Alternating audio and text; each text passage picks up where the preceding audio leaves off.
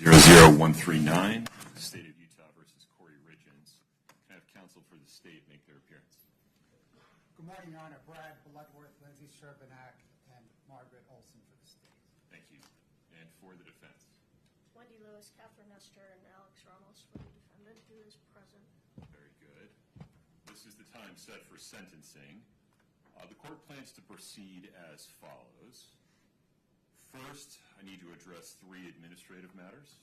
The setting of a restitution hearing, which the court proposes would include discussion of the state's request for recoupment of defense costs at that time.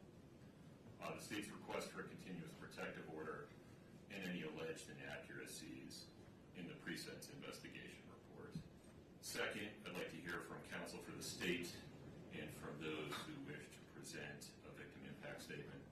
Third, I'd like to hear from defense counsel and those that defendant desires to present information regarding the appropriate sentence.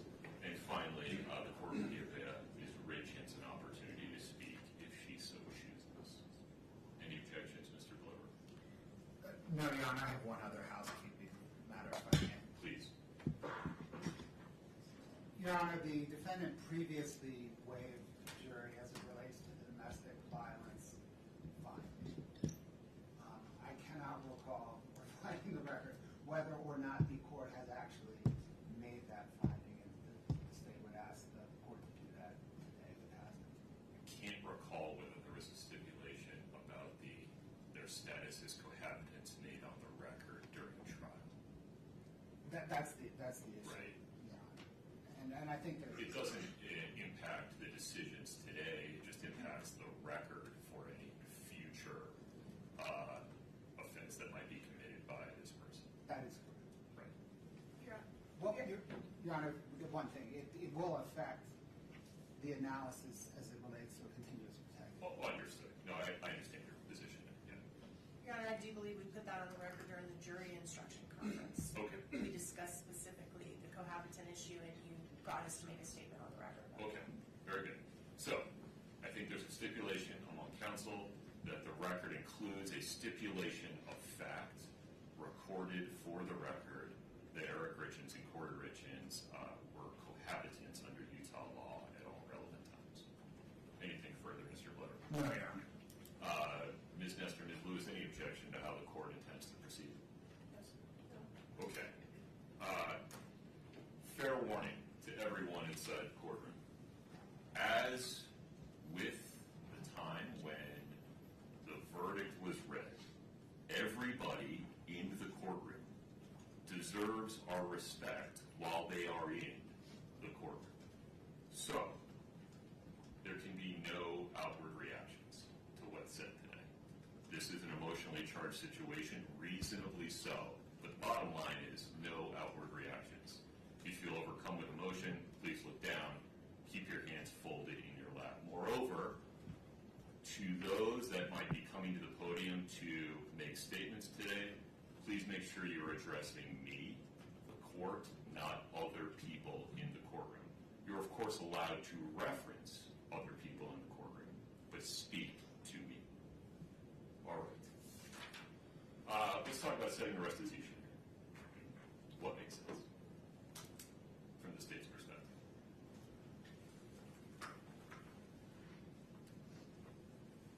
Your Honor, the restitution amounts that the state is seeking are well known in the record, or the defendant are well known in the record. So we can proceed in very short order. I don't know if there's going to be much dispute on the amounts. Okay. From the defense team, what makes sense, Ms. Nestor? We need an opportunity to brief these issues and do a little bit of research. We were surprised by some of the requests that came The from us. recruitment issues? Yes. Fair enough. So we need to look into that. I know that I'm going to be out of town the first 2 weeks of June. I'm going to be out of the country, so if we could do it before or after, that would be helpful. After would work far better for me. Okay, same. So, other than that. Brittany, what would you recommend? Is there an afternoon on which we don't have a ton of sunset?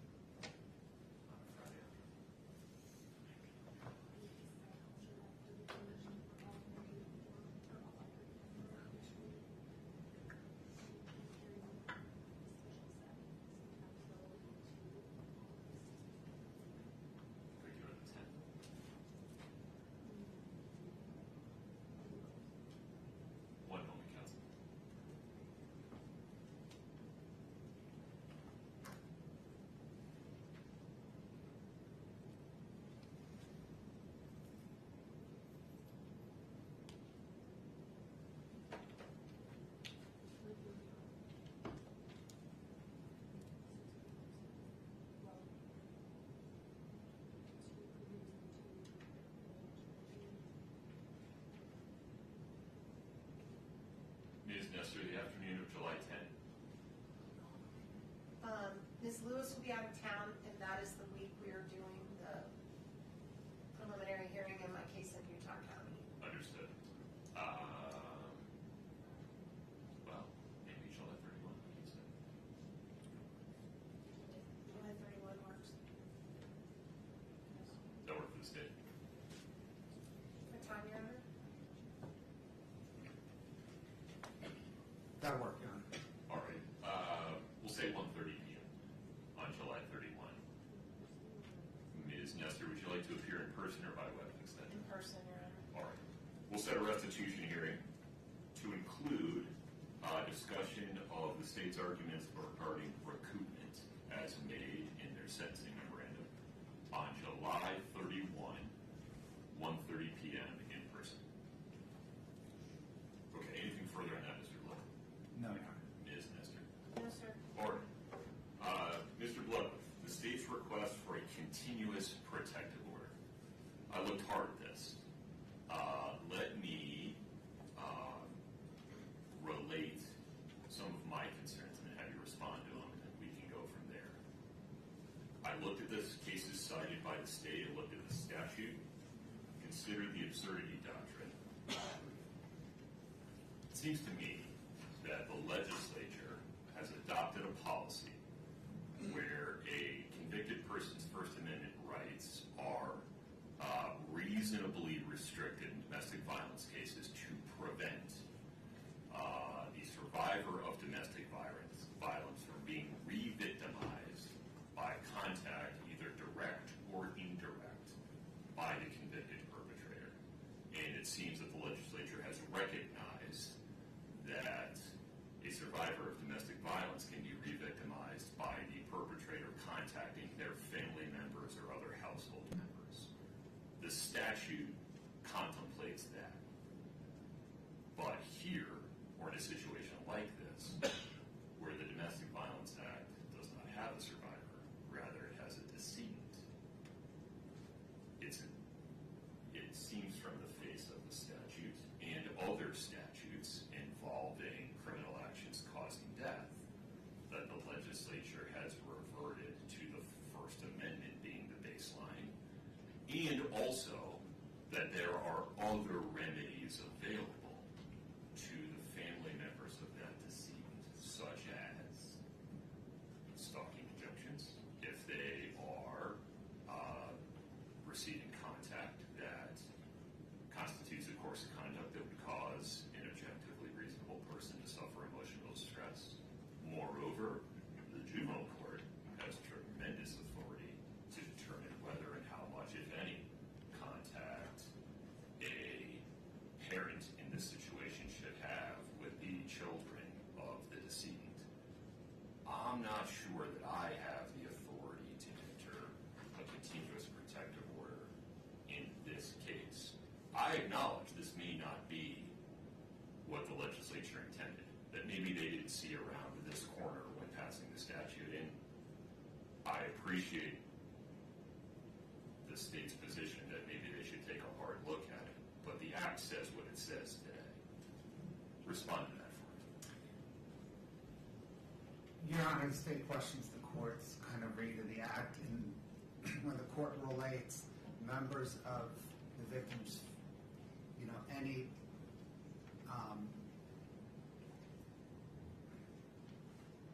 harm to members of the victim's family relating back to the harm to the victim, causing the victim harm. I think the plain read of the statute is, and it's 78 Bravo -7 -804 3D Right. 5. Necessary to fully protect the victim and members of the victim's family. Correct. The plain read of that sentence, Your Honor, does not say that the protection for the members of the victim's family does not, it does not relate back. It is a separate clause. It does not relate back to protection of the victim. And I think within the scheme of the statute, the legislature envisions protection for the victim, separately protection for the victim's family as an option of this court. And I think that's kind of consistent. This statute's odd. I think it's subsection B, which has a preamble on legislative intent. Right. And I think consistent with that preamble on legislative intent is the legislature's grant of this court, any court, authority to protect the victim's family under the statute as well because of the unique nature of domestic violent crimes. An argument the state didn't make, maybe because it just doesn't believe in it, but it seems that a strict reading of the statute would say, I'm required to enter the continuous protective order and set a hearing, and then let defendant make the argument that. Your Honor, procedurally, I think that's right because of the threshold inquiry of whether or not the victim, decedent in this case, reasonably apprehends a harm. Right. Practically, though. But practically, I don't know that, I mean, it seems to me as the state brief that that is evident, that a decedent cannot reasonably apprehend harm. Okay. Let me hear from the defense counsel for a moment. Yes. Your Honor, we agree with the court's original statements. We think this request for a continuous protective order is outside the purview of the statute. It's outside this court's authority. We believe it violates her First Amendment right. If these communications are not threatening, this would basically mean she could never send her sons a birthday card, a Christmas card, any type of communication. Well, pause there for a minute. Let's take the three boys out of it, because there's a whole separate set of concerns there, Right. given that her parental rights have not been terminated. Right. And I don't have authority to do it. Correct. Juvenile court does. Right. But if we would talk just for the moment about the adult family members of Eric Richens, Well, it would mean that she could never reach out to them. right. Well, and that could create problems if they're the guardians of her children and there's an issue if she is given any type of parental input to major life decisions, to medical care, to anything like that she would not be able to communicate would be problematic. She has no intention of communicating with them outside of matters that have to do directly with the children. I also think this, well, you said you're setting the boys aside, so my other arguments, I'll deal with them. But as far as I can see, there's another courtroom where this could happen. There's another venue under which this could happen, and this is not the appropriate place to do it. All right, Mr. Bloodworth, any additional thoughts regarding the state's request for a continuous protective order? No, Your Honor. All right.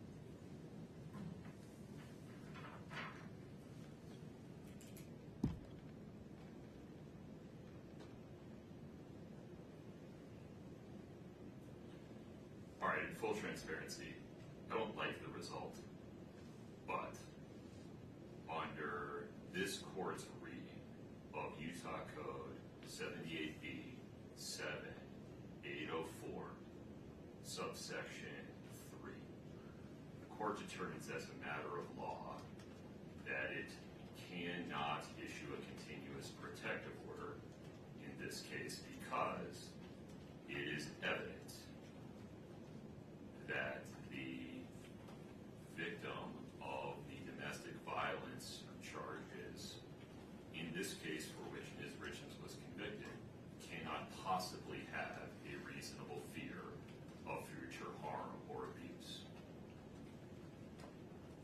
It very well may be that this is not the result the legislature intended, and I would encourage the legislature to take a hard look at 78B 7804 subsection 3 to fill this gap explicitly.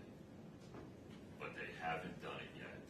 They know how to do it, and the court is not persuaded that this result is so far outside of what they could have possibly intended, given the overlay of the First Amendment, that the absurdity doctrine requires a different result. And so while the court hopes the legislature will make a legislative change that would provide protections for the the members of the family of a decedent in an aggravated murder case like this. They haven't done it yet. The court simply, in my view, does not have the authority to issue a continuous protective order in this case. In so ruling, the court expresses no opinion whatsoever, one way or the other, as to whether Eric Richens' family members might qualify for issuance of a stalking injunction in the future, and expresses no opinion one way or the other as to whether the juvenile court will put in place restrictions regarding Ms. Richens' communications with her 3 boys. Anything further on that, Mr. Blair? No, Your Honor. Ms. Nestor? No, Your Honor. Okay, Ms. Nestor, may I ask you a couple of questions regarding the pre-sentence investigation report? Yes, sir. Have you had a chance to review it? We have, Your Honor. Have you had a chance to review it with Ms. Richens? We have, Your Honor. Okay. Are there any inaccuracies in the PSR that we need to address? We submit there are inaccuracies. They're all related to the factual recitations, which this court presided over the trial and is very familiar with. We have confidence the court remembers what happened at trial and remembers what was presented, and we would submit. Okay. For the purpose of today's hearing, to the extent there are any factual inaccuracies in the pre-sentence investigation report regarding the factual background of this case, the court determines that those factual inaccuracies are not relevant to the court's sentencing decision and do not affect the court's decision regarding the appropriate sentence one way or the other. Anything further on that, Ms. Nestor? No, Your Honor. Okay. Mr. Bloodworth, how would you like to proceed? Your Honor, the state is prepared to present. Please.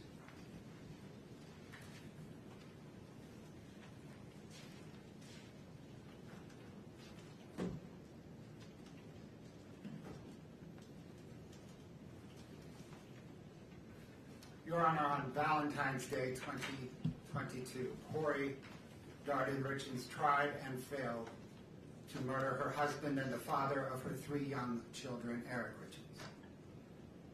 Over the next 17 days, she did not think, what have I done? Rather, she thought, how can I do better?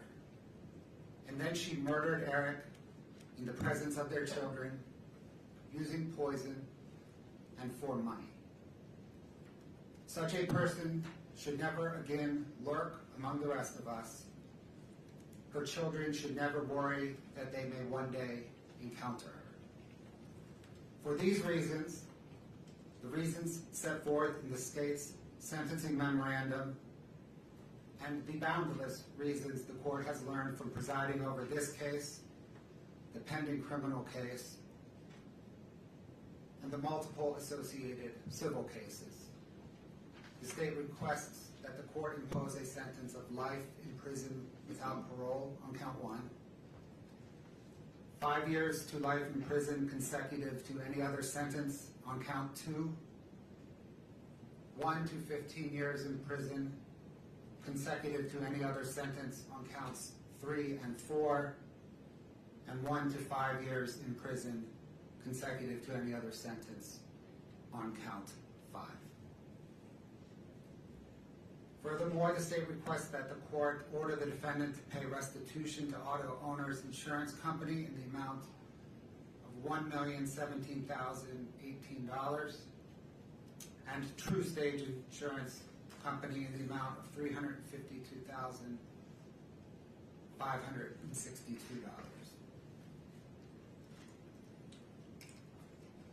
The state requests that the court order the defendant to pay recoupment to Summit County in the amount of $1,391,943. Kouri Richins earned this sentence. Her children deserve it. Only this court can order it. The court's time this morning is best spent hearing from a few of Kouri Richins' victims. Fathers are not meant to Barry's sons. Gene Richens will present his victim impact statement first. Losing a sibling is losing a piece of yourself. Kouri Richins Benson, Clint Benson, and Dr. Amy Richens will then present their victim impact statements. There are no greater victims in this case than Eric's 3 young boys. The defendant took both of their parents from them. Jessica Black, who is Weston's counselor, Christina Greening, who is Ashton's counselor, and Sarah Barber, who is Carter's counselor, will then present the boys' victim impact statements. Your Honor, Gene Richens.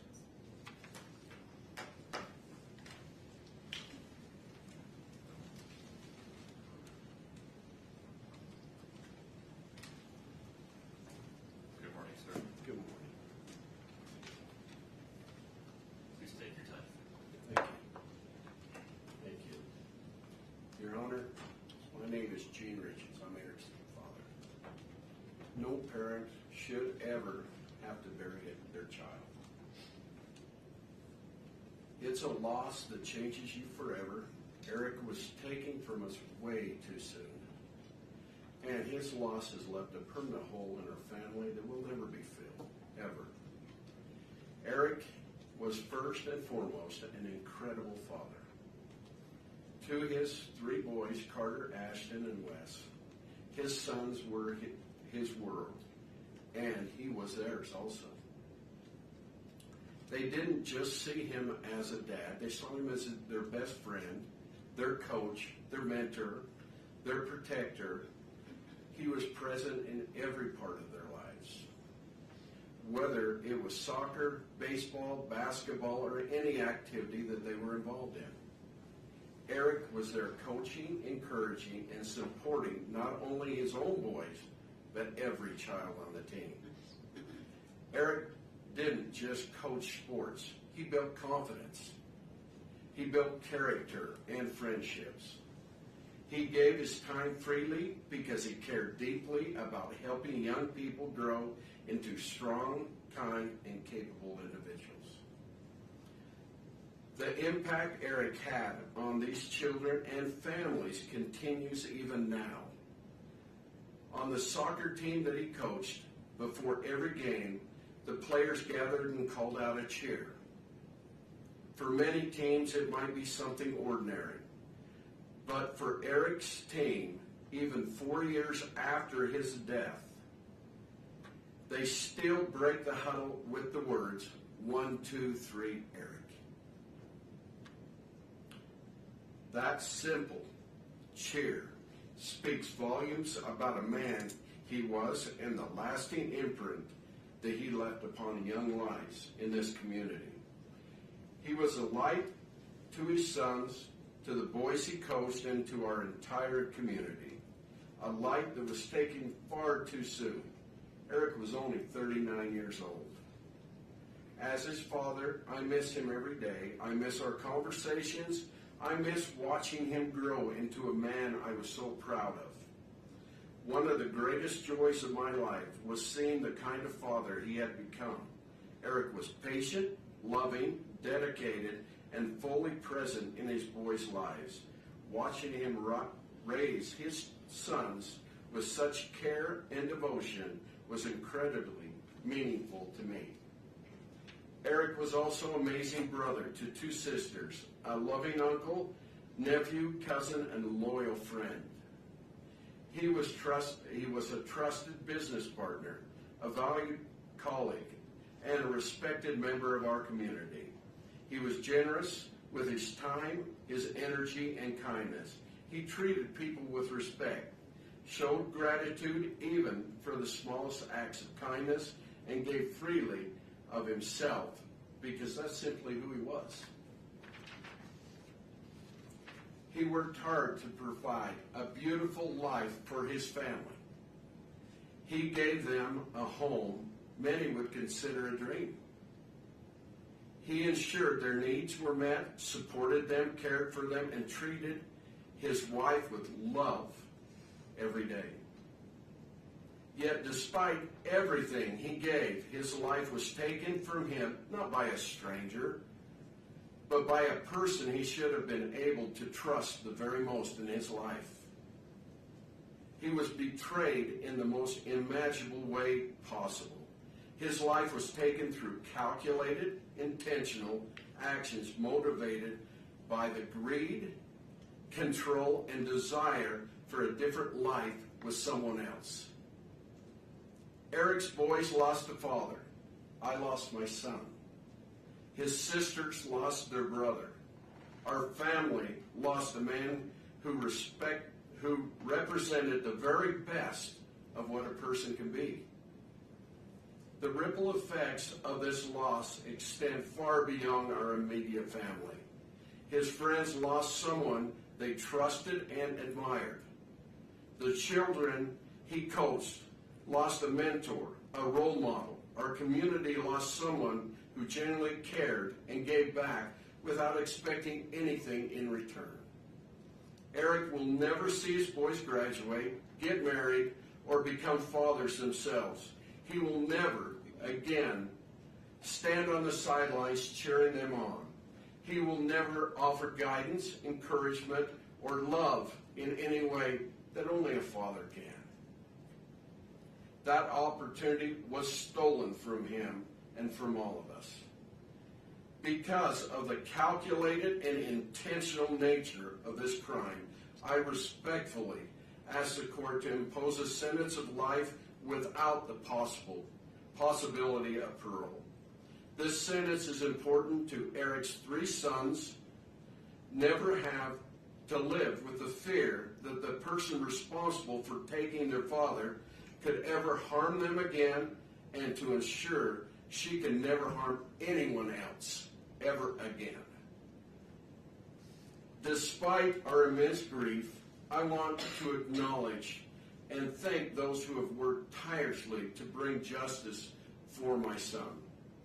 Eric was always grateful for others showed kindness and dedication, and I know he would want to express sincere appreciation to those who gave their time, effort, and professionalism to seek the truth in this case.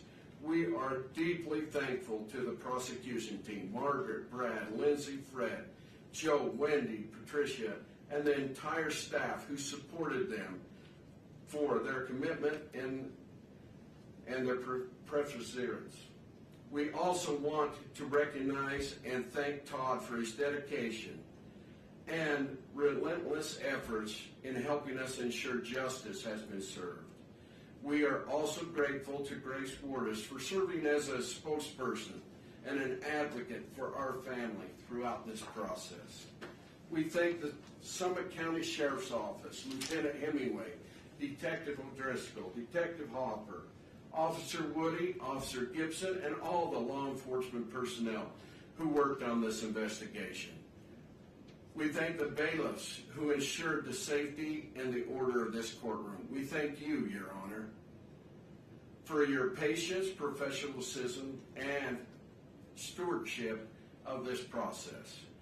We extend our heartfelt gratitude to each juror, including the alternates, for their sacrifice and their time, for seriously taking the responsibility, who carried out to ensure justice was served. Nothing can bring Eric back. Nothing can restore what has been taken from his sons, from our family, and from this community. But accountability matters here. Justice matters. Eric mattered. His life, his love mattered, his example mattered. He will always be remembered as a devoted father, a loving son, a supportive brother, a loyal friend, and a man who made lives of those around him better. We miss him every day and will continue to honor his memory by living with the same kindness and dedication that he showed to everyone fortunate to know him. Thank you, Your Honor. Thank you.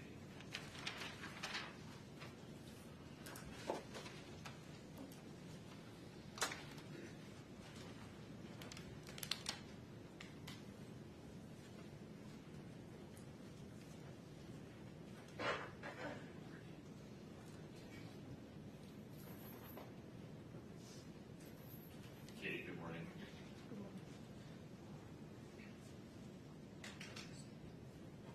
So as you know, I'm Katie, and I'm Eric's sister. To begin, there are a multitude of people who deserve credit and appreciation.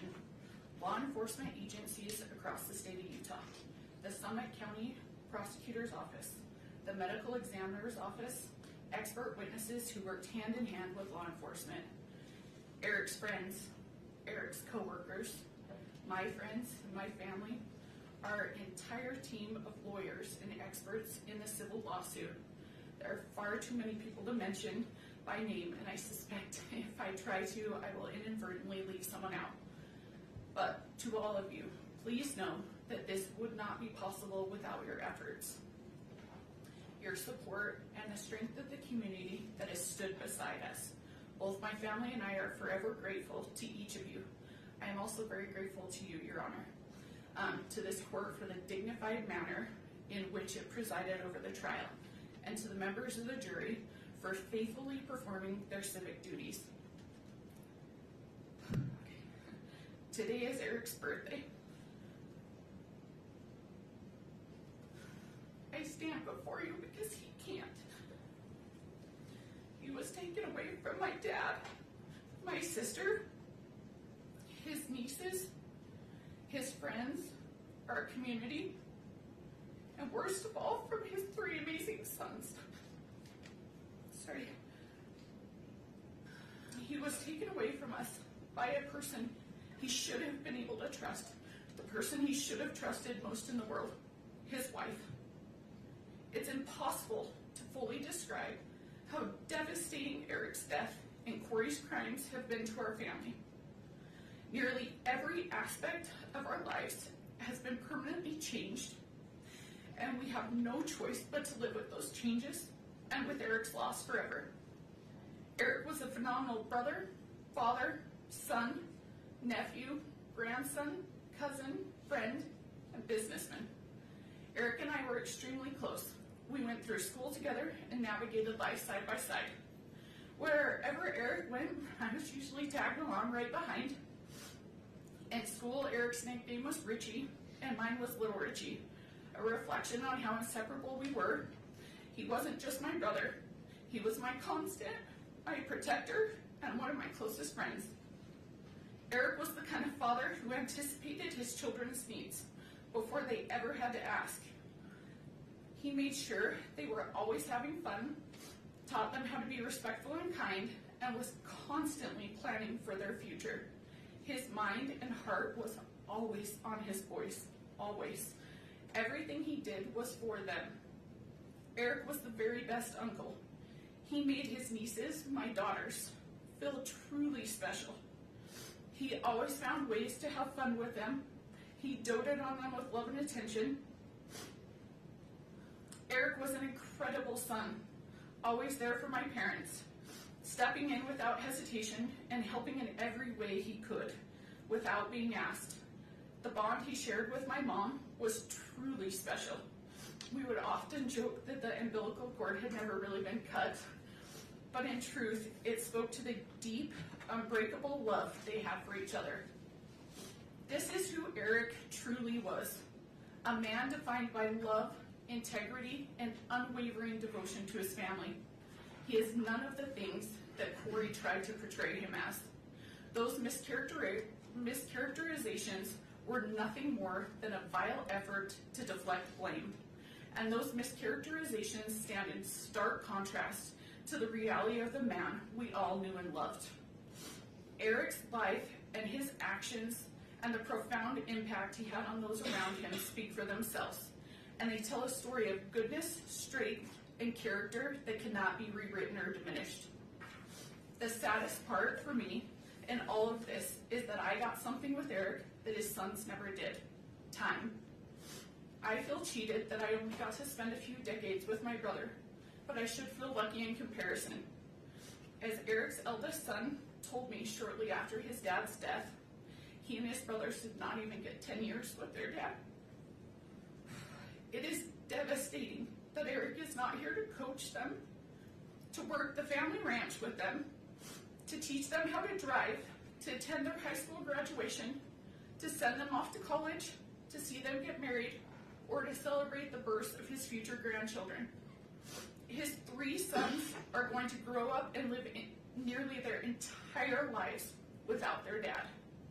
They are going to get to know their dad more from the stories we tell about them than their actual experiences. In all likelihood, by the time they are each 44 years old, which is how old Eric would be today, they will have little to no actual memories of Eric. And they have to go through life without their dad because their mother planned and carried out his murder. She could not have done anything more selfish or more cruel to those boys. In the place of a stable, secure, and loving home, Kouri gave the boys permanent trauma. They were in the house the night she killed their father. They were awake. They knew that something terrible had happened to their dad. As we heard on a 911 call during trial, one of them even walked into Eric's bedroom, where Eric's body lay dead, poisoned by someone who his son should have been able to unconditionally trust, love, and depend on. No child should have to bear that trauma. But Eric's 3 innocent sons will bear that burden, and they will bear it for the rest of their lives. Kouri's selfishness and cruelty did not end with Eric's murder. In the time after Eric's death, Kouri has done nothing but isolate, manipulate, deceive, and do harm to those boys. Almost immediately after Eric died, she cut them off completely from our family, from Eric's family. The isolation was calculated and strategic. Kouri used the boys as bargaining chips with my dad. She repeatedly threatened not to let him see his grandsons unless he could convince me, as Eric's trustee of his trust, to capitulate to her legal demands and give her all the trust assets. While isolating the boys, Kouri provided them with false and harmful information about me and my family. When DCFS took custody of the boys following Kouri's arrest and asked where they would like to go, they expressed fear of my family. The fear was not based on reality, but on what they had been told. For over a year, Kouri led them to believe that I hated them, that I was attempting to take Eric's money for myself, and that I intended for them to be left without support, that they would be homeless and starving. These statements were entirely false and had no basis in reality. Had they not been subjected to that influence, they would have known the truth. Prior to Eric's death, our families were very close. My daughters and his sons had strong friendships, and I had a meaningful individual relationship with each of my nephews. I spent time riding horses with one, helping another identify summer coding programs, and the youngest participated in ice skating lessons with my daughters. Our families shared holidays, worked together on our family ranch, took trips together, and I was present the day each of the boys were born in the hospital.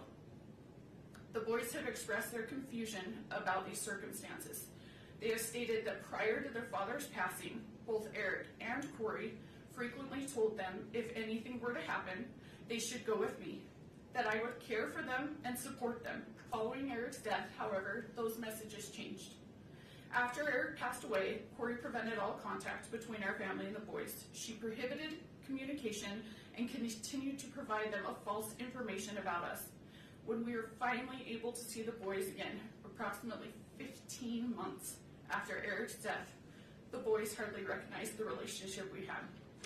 Instead, they viewed my family and me with fear and hesitation, as though we were strangers. Kouri also went to great lengths to jeopardize the boys' financial futures. I know you are very aware of this.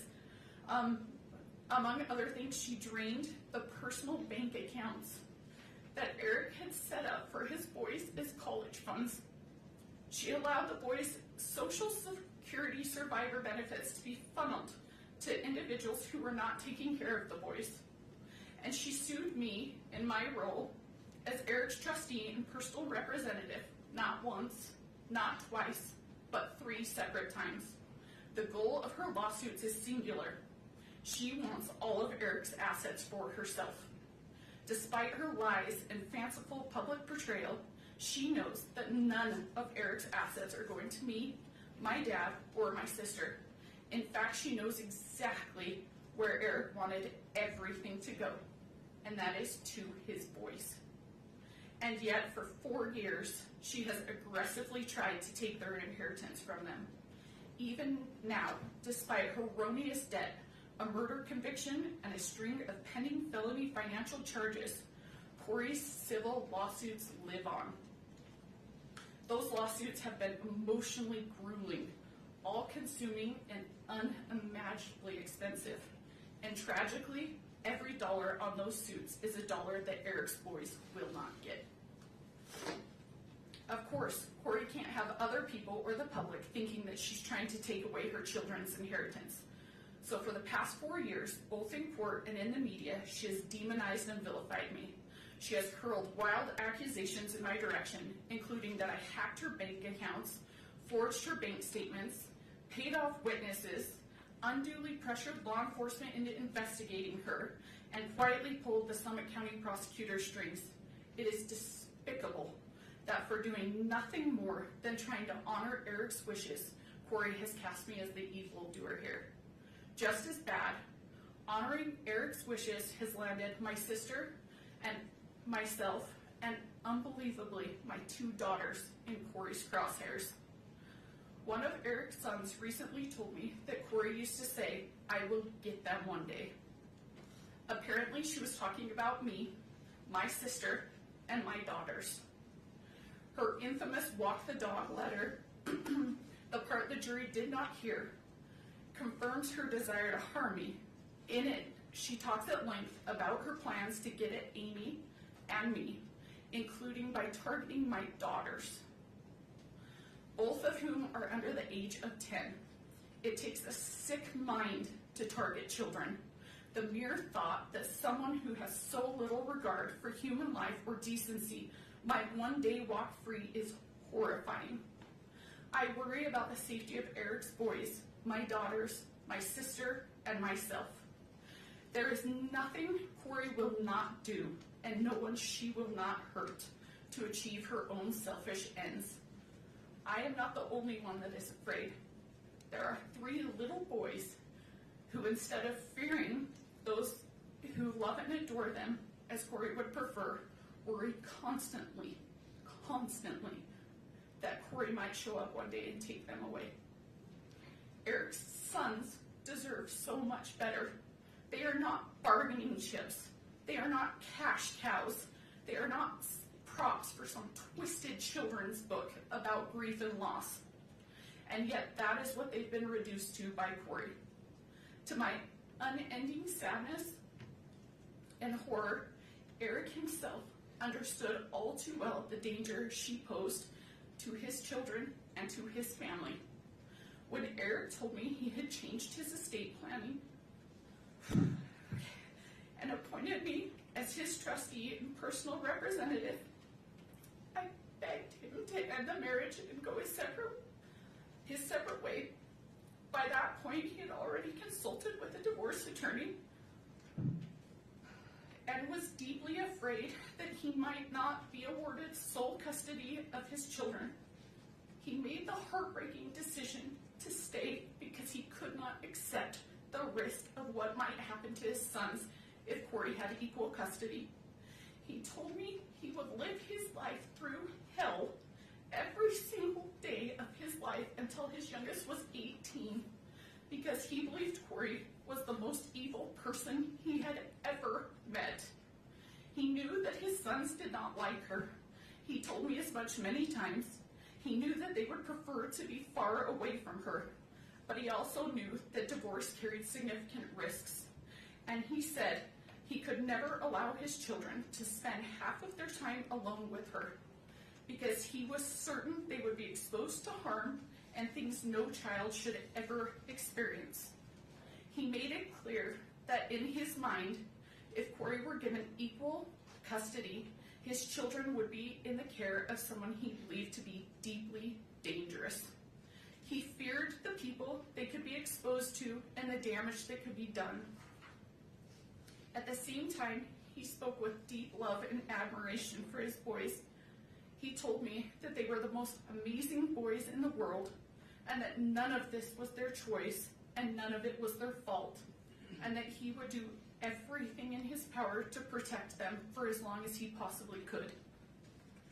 Kouri loves to go on and on about how this case is a media sensation. She's right. News outlets from here to Europe have covered it. There have been countless newspaper articles, podcasts, and TV specials about it. Every hearing is live streamed on numerous YouTube channels. Every filing is scrutinized by internet lawyers and true crime junkies. There is no question that this case is famous and that Kouri is now famous. But what Kouri never mentions in talking about her fame and notoriety are the reasons why this case is now famous. It is famous for how appalling and sickening it is. It is famous because a mother meticulously planned to kill her husband, killed him while their children were sleeping in the next room, and then had the audacity to hold herself out as the author of a children's book about grief and loss. It is famous because she spent time Googling luxury prisons for the rich in America. It is famous because from her jail cell, she scripted a bunch of phony testimony so that her brother could perpetrate a fraud on the court. It is famous because she victimized her own children and threatened to victimize Eric's nieces. The fame and attention are directly proportional to the evil that has gone on here. This is not a situation where the idea of rehabilitation should be entertained. In taking Eric's life for her own selfish gain, Kouri did not only harm Eric, she permanently harmed 3 kids who were under the age of 10. She took away a dad, a son, a brother, an uncle, a grandson, a nephew, a cousin, and a friend. Eric's death has caused immeasurable pain to so many. Obviously, there's nothing the court can do about that.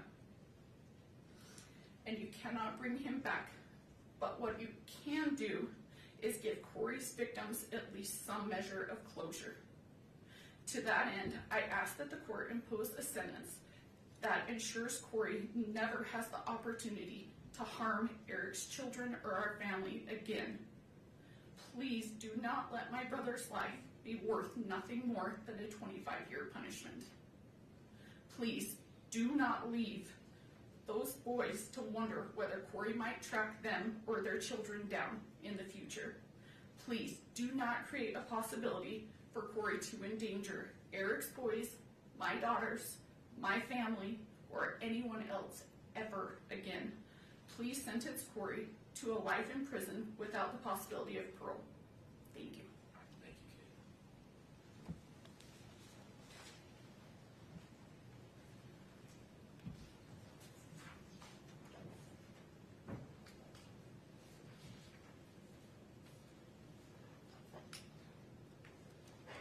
Morning, Clint.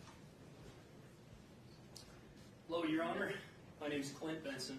I'm Katie's husband and Eric's brother-in-law. Eric was an innocent man, a devoted father, and someone whose life revolved around his children and his family. Because of Kouri's choices, he never had the opportunity to say goodbye to his children, to reassure them, to share the final moments every family deserves. That loss cannot be measured. His children will spend the rest of their lives carrying the pain of a father taken from them far too soon. What makes this tragedy even more painful is the calculated nature of the crime. This was not a momentary mistake, a lapse in judgment, or a crime of passion. It involved planning, preparation, testing, and deliberate action. Eric's death was carried out in a way that caused fear, suffering, and helplessness. Kouri either watched or sat by as Eric succumbed to fentanyl poisoning instead of providing any kind of aid to him. She was fantasizing about a dream life funded by Eric's death. Eric was killed in his home by a traitor sleeping next to him in one of the most cowardly acts imaginable. We are profoundly grateful to every investigator, prosecutor, detective, law enforcement officer, juror, judge, forensic expert, and public servant who worked tirelessly and honestly to uncover the truth. Their dedication ensured that Eric's voice was not lost and that justice could still prevail. We are equally grateful for the incredible community surrounding us.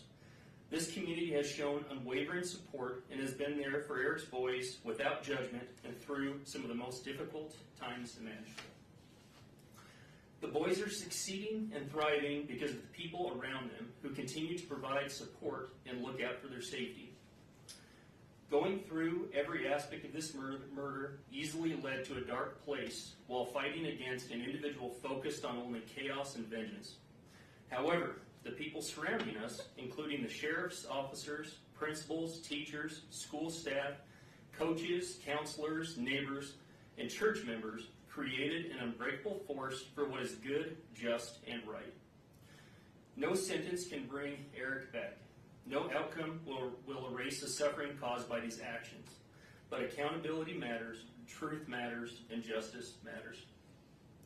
Kouri continues to shirk responsibility for her actions, for the pain she has caused, and for the resources she has squandered, both Eric's and the state's. Even after everything that has been revealed, Kouri has demonstrated zero genuine accountability or remorse for the devastation she has left behind. Instead, she has repeatedly attempted to distort the truth, create false narratives, and portray herself as the victim. She has used the legal system as part of her schemes. There has been lawsuit after lawsuit, motion after motion, delay after delay, all in an effort to shift blame away from the person responsible. The evidence, the truth, and the outcome of this case all tell a very different story. What is especially concerning is the continued hostility from Kouri and her family, as well as their desire for vengeance directed towards our family, a family already devastated by an unimaginable loss. Statements they have made about going to war and getting the Richens demonstrate an ongoing mindset rooted in blame, anger, and retaliation, rather than remorse or acceptance of responsibility. Kouri will continue to try to convince the public that she was a good mother through media outlets that choose not to research or report on the countless motions and facts presented in this case or other cases, but instead simply regurgitate the false narratives of a sick and evil person. Kouri and her family continue to plan media campaigns focused on lies, targeting anyone foolish enough to spend time listening to them. Kouri is not before this court because she was mistreated, because she is a victim, or because the Richens family manufactured a false narrative that she and the Darden family would like to portray. She is before this court because of the choices she has made, choices that resulted in Eric's death and permanent trauma to anyone who has loved him.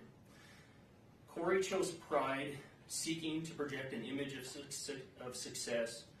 Kouri chose adultery and lust, prioritizing her secret lover over her husband and her children. Kouri chose fraud and greed, hoping to profit from Eric's death. Kouri chose murder, and she continues to choose vengeance against the victims of her actions. The time for Kouri to make choices is at an end. Now it is time for her victims to choose. Please let Eric's children have a chance to choose lifelong peace, comfort, security, success, and happiness.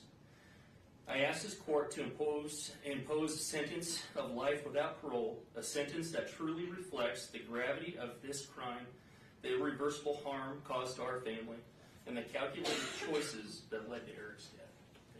Thank you, sir.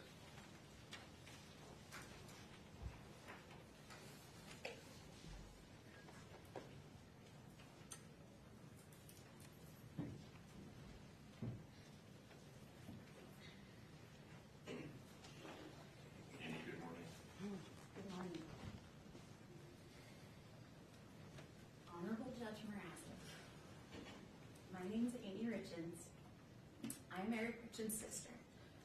Today, I'm here to speak as a victim and to speak for Eric because he no longer has a voice. I addressed this court in 2023 when we were living in a state of visceral shock. Now, 3 years later, we are here at sentencing on a date that carries a weight I can barely describe. Today's Eric's 44th birthday. Birthdays are supposed to be proof of life, a day to celebrate another year of growth, Instead, today is a cruel reminder of another year Eric will never see, and a reminder of the fatherhood that was stolen from his 3 sons.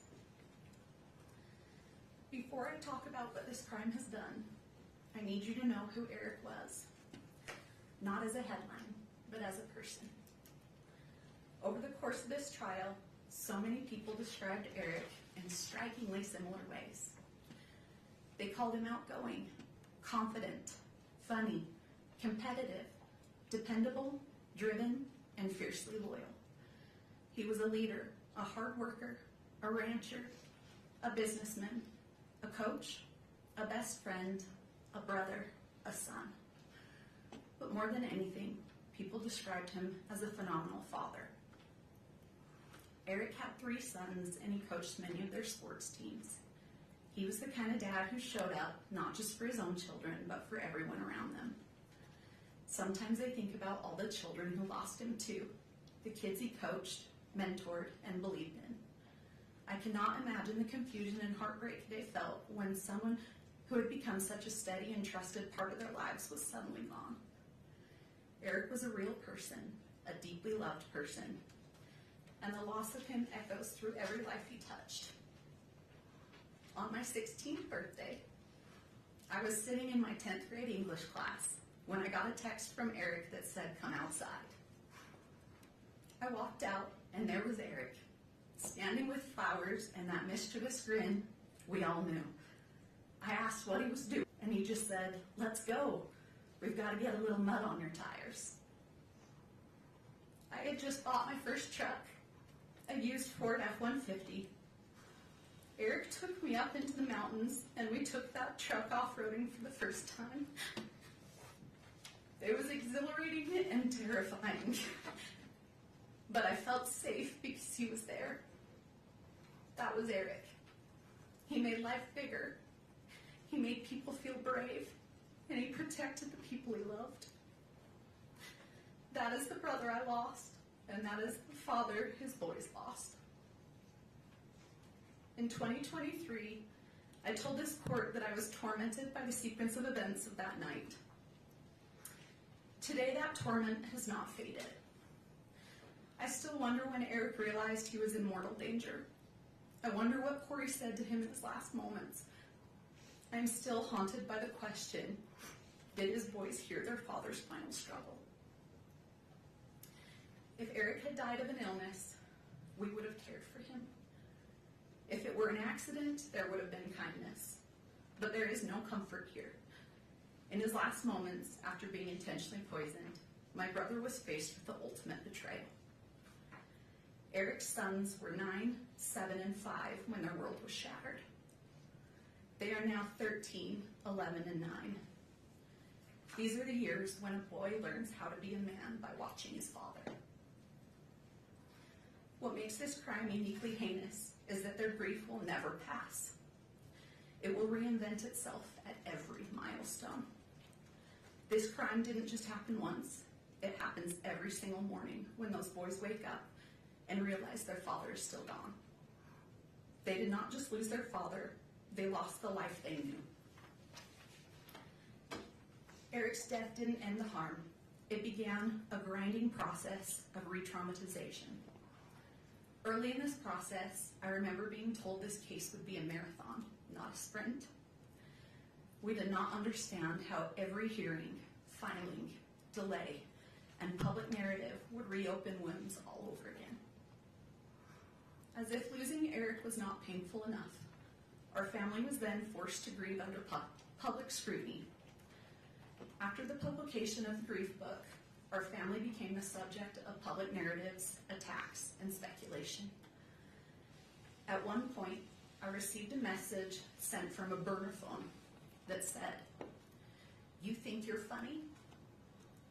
Kouri will get the last laugh. Your jealousy is as disgusting as your family." Law enforcement later confirmed, through warrants, that the message came from Kouri. That moment stayed with me because it captured what these years have felt like. Not just grief, but intimidation and distortion. Yes, our family hired a private investigator. But when someone you love dies suddenly and deep in your gut, you believe something is terribly wrong, you do not stop searching for answers. The real question is not why would you investigate? The real question is, what wouldn't you do? What wouldn't you do for your brother, for the truth? I also feel compelled to address the emotional toll of the trial itself. As the designated victim representative, and more importantly as Eric's sister, I have a right to be present in the courtroom. Yet during the proceedings, I was essentially kept in the dark. Due to the courtroom layout, I could not see the exhibits or the evidence. When we requested simple accommodation, we were told that the trial was being broadcast on court TV and I could excuse myself and watch from home with the rest of the world. Being told that my right to be here was interchangeable with a television broadcast was a profound violation. I did not want to watch Eric's life and death as content from my couch. I didn't want to go home after a grueling day and listen and watch it all over again. I had a right to be here, to face the evidence directly. Still, to this day, I have not been able to rewatch the trial because it's so time-consuming and painful to relive. I still have not seen all the evidence that was presented. Your Honor, I need to say this clearly. Someday, those boys will grow up and look back at the records of this trial. I need the truth to be the only thing they find. The claims made against Eric's character were not just legal defenses, they were acts of secondary violence. Eric was a protector, not a predator. These lies were a desperate attempt to justify the unjustifiable, and they have added a layer of cruelty to our grief that is nearly impossible to bear. I also need to correct the record on a few misrepresentations. First, the prenup. It was provided well before the wedding, not in a last-minute way. Second, the incident between Kouri and me. I never touched her. Kouri pled guilty to assaulting me. Yet she and her circle have continued to spread false narratives. This is a pattern of distortion that has kept our family trapped in conflict. There is something that has haunted me for years. And I found out Katie was the exact same today. I begged Eric to leave too. I begged him to divorce her. But Eric was trying to protect his boys. People often struggle to recognize intimate partner violence when the victim is a man. But Eric's actions spoke for themselves. He documented conversations. He tried to protect himself. He knew after Valentine's Day that she had tried to poison him, but he also believed that if he left, he could not fully protect his children. So he stayed because he was trying to keep them safe. This trauma has seeped into every corner of my life. And also, it has also deeply affected my own family and marriage. My husband, William, watched me be consumed by the pursuit of justice. For 4 years, we have lived in a constant state of stress, grief, and emotional exhaustion. I lost my job as a professor at Montana Tech University on the very day I was subpoenaed to appear in this court. Eric was so proud of me earning my PhD, and teaching students was something I loved and that made me proud. It now seems like another thing that Kouri's actions have taken away from me. But the most devastating loss is one that isn't in any police report. Because of the unrelenting stress of this investigation and the constant attacks on our family, I suffered a traumatic miscarriage of twins. We lost our children. We lost the future we were building. Kouri's actions didn't just end one life. They reached out and stifled the lives of my unborn children as well. That loss lives inside this tragedy too. Eric's murder did not just take someone from my life. It plunged me into a darkness. It stole the light I once carried. It erased the future I had planned. Every day, I wake up and step into this same crushing emptiness, where time itself feels frozen and meaningless. The laughter of my future children, the warmth of my family, the simple joy of waking to a new morning, all of it has been devoured by this crime. This grief is limitless, resembling the ocean. Sometimes it softly touches the shore, other times it pounds against it with fierce force. Occasionally, it surges like a massive tsunami, overwhelming everything.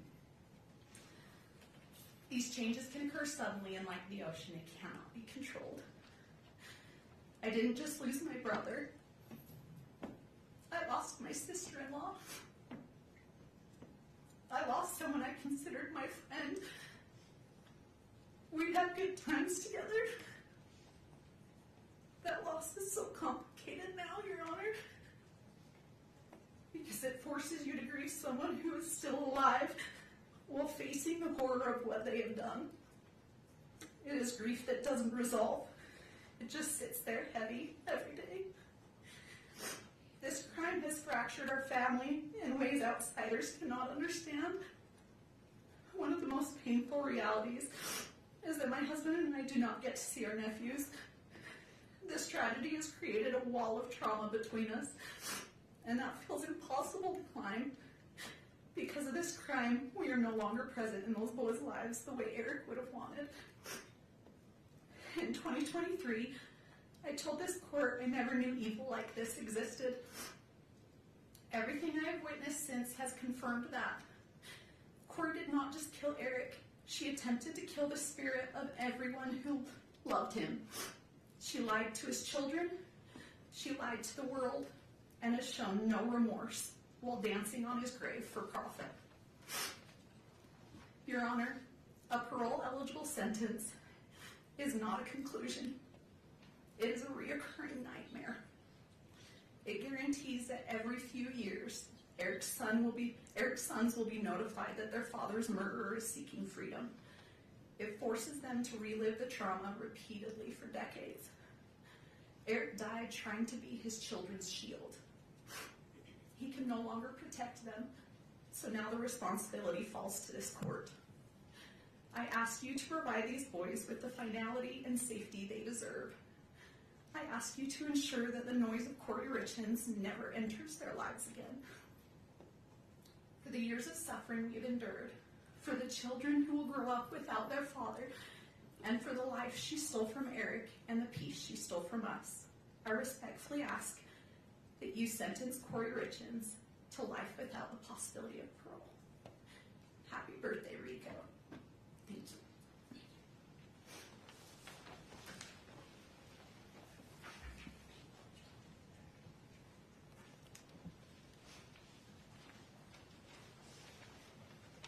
Jessica. Good morning. Good morning, Judge. Take your time. My name is Jessica Black. I'm a licensed clinical mental health therapist and a registered pet therapist. Myself and my colleagues are here today to read the victim impact statements for 3 children. We are here as advocates on their behalf. After a developmentally appropriate process, the boys were able to decide individually how they wanted to share their statements, and this is what they chose. Our roles are to read their words exactly as they wrote. The boys want the court and the world to hear their side. This is from WR. I woke up to sirens, and there were a lot of people at my house, and I was definitely scared. I felt confused. I was in a bedroom with my brothers, and I didn't know what was happening. At first, I was really scared because I didn't know what was happening, and I had no control, and I felt helpless. I felt really overwhelmed. After my dad died, Kouri would put us in the basement while she was with the neighbor. I felt scared because I thought something really bad was happening again. She would take me to places that smelled really bad. Everything she did made me feel uncomfortable. When someone talks about Kouri, it makes me feel hateful and ashamed. She took away my dad. It's made me have a hard time trusting people. I was scared that Kouri's family would come to my school and take me. I had to go to counseling with DCFS in Heber, and I did not like it. DCFS made me talk to Kouri, and I couldn't do things that I wanted to do. I felt not important to anyone.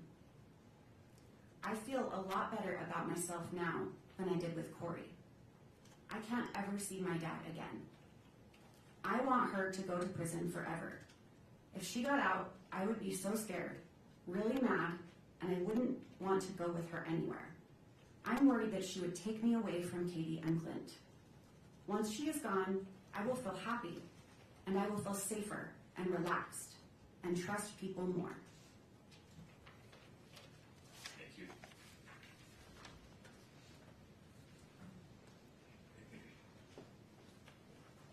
Christina. Yes, Your Honor. I am Christina Green. I'm a licensed clinical social worker, registered play therapist, and I will be reading for AR. You took away my dad for no reason other than greed, and you only cared about yourself and your stupid boyfriends. You were not caring and watching over me and my brothers. I had to be a parent to W. C and I would walk him to the bus stop, feed him, and watch him. You were not concerned about our health. When we got hurt, you didn't even care. When C got run over by a side-by-side, you still made him go to the soccer game that day without taking him to the doctors first. You would lock C in his room, and I would have to go to the kitchen and bring him food. You shamed us when we didn't want to eat uncooked lasagna you made. We threw it away because we couldn't eat it. Then you made us watch videos of children starving in war areas. You wanted to scare us into eating something that wasn't cooked. You wouldn't let our dog outside, and then the dog would pee inside. You created this problem, then you would smack my dog on the head as hard as you could. You wouldn't let me put my kitten in the garage for safety at night, and we found it eaten by raccoons the next day. You wouldn't let us turn on and use the heater lamp for the chickens and bunnies, and they froze to death. You would always argue with my dad and lock the door. You were not playing the role as a real mother does. You were doing the opposite. Now my dad can't be my coach anymore, can't be at any of my games. He won't be at my birthdays. He can't teach me how to drive. He won't be at my graduation, and he can't take me camping or fishing. You made me paranoid about sleeping on my dad's side of the bed by saying I might die or get harmed when I was just trying to be close to my dad after you killed him. You took away everything from me and my brothers. I don't want you out of jail because I will not feel safe if you are out. You have never said sorry for anything that you have done to me and my brothers. I don't want you to hurt anyone again. I know that you will need to stay in jail to fully take accountability for what you did to me, C, W, and my dad. With you in jail, I will be able to continue to feel safe and live a happy and successful life without fear of you hurting me or anyone I love. Thank you, Your Honor. Thank you.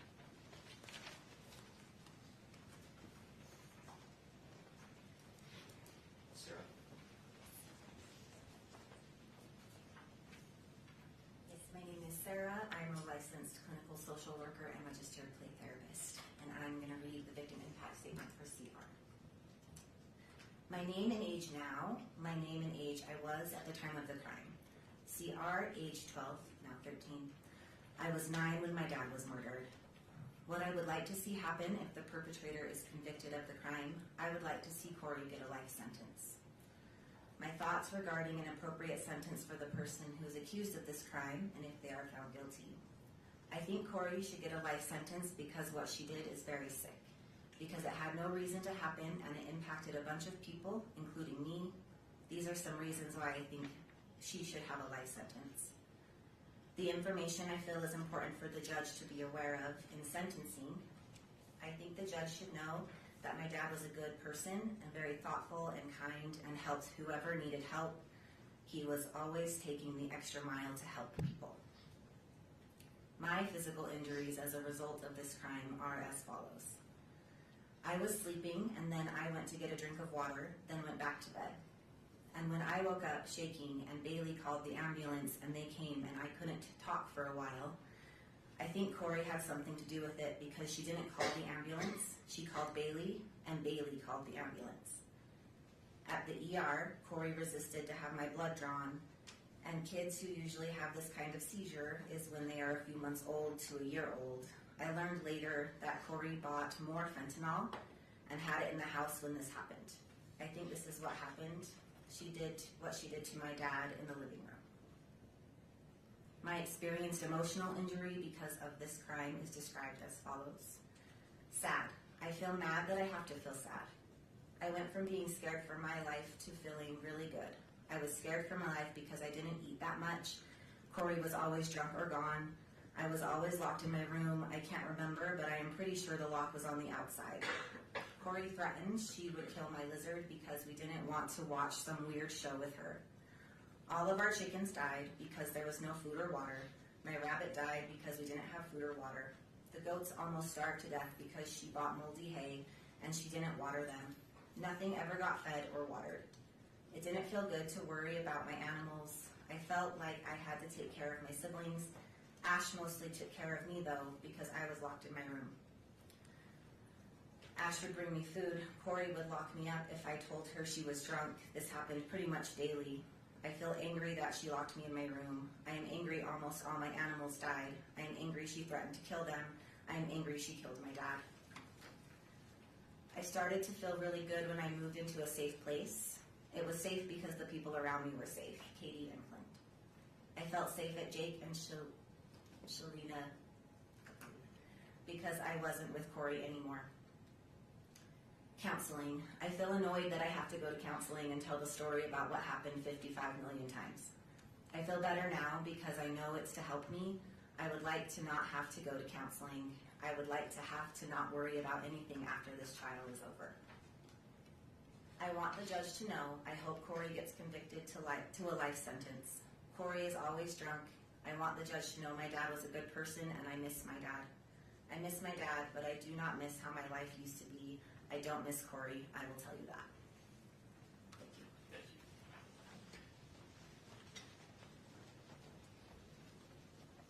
Mr. Bloodworth, anything further from the state? Your Honor, the state moves to admit state sentencing exhibits A through I previously provided to the court and defense. I have copies now I can bring to the clerk. Any objection, Ms. Dester? Yes, we do object to some of those being on the public docket, and we can, if we want to take a break, we can go through that with the prosecution. I actually sent him an email asking if they would be filed publicly. His response was no, so I was unaware that he was going to do that. Admitting them and filing them publicly are two different things. Any objection to their admission? Not to their admission, only to their public filing. Your Honor. Okay, we can work that out. States A through I are admitted. I need a break. We'll be in recess until 11:10. If during that break you and Ms. Nestor would come to some consensus about what the defense wants to have listed as private and or protected depending on the content. Your Honor, the state agrees all should be Okay, private. understood. That's the order of the court. We'll be in recess until 11:10. Follow the directions of the court security director and the bailiffs in terms of how to leave and re-enter the courtroom. Thank you.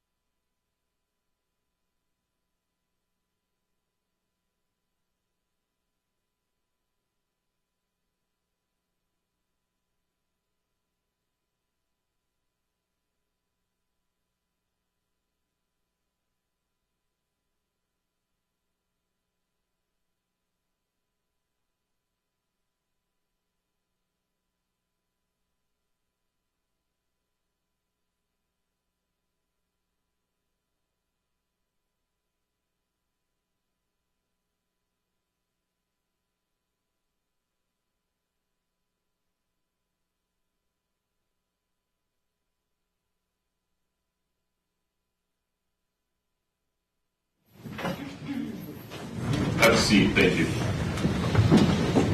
We're back on the record in 231-500-139. Mr. Bloodworth, just to confirm, anything further from the state? No. Okay. Ms. Lewis, Ms. Nestor, please tell me what's contemplated. Your Honor, I have some opening remarks, then we have some letters that some of which we've been asked to read, others are here to read themselves.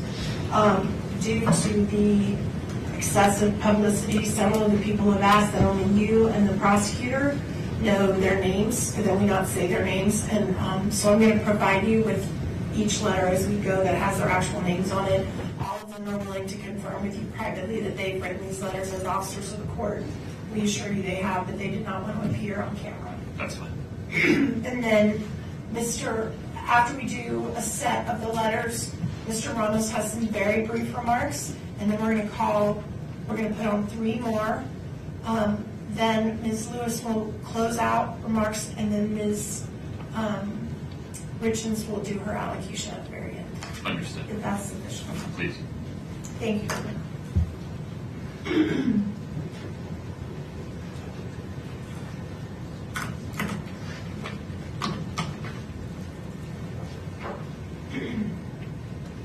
May it please the court. Excuse me.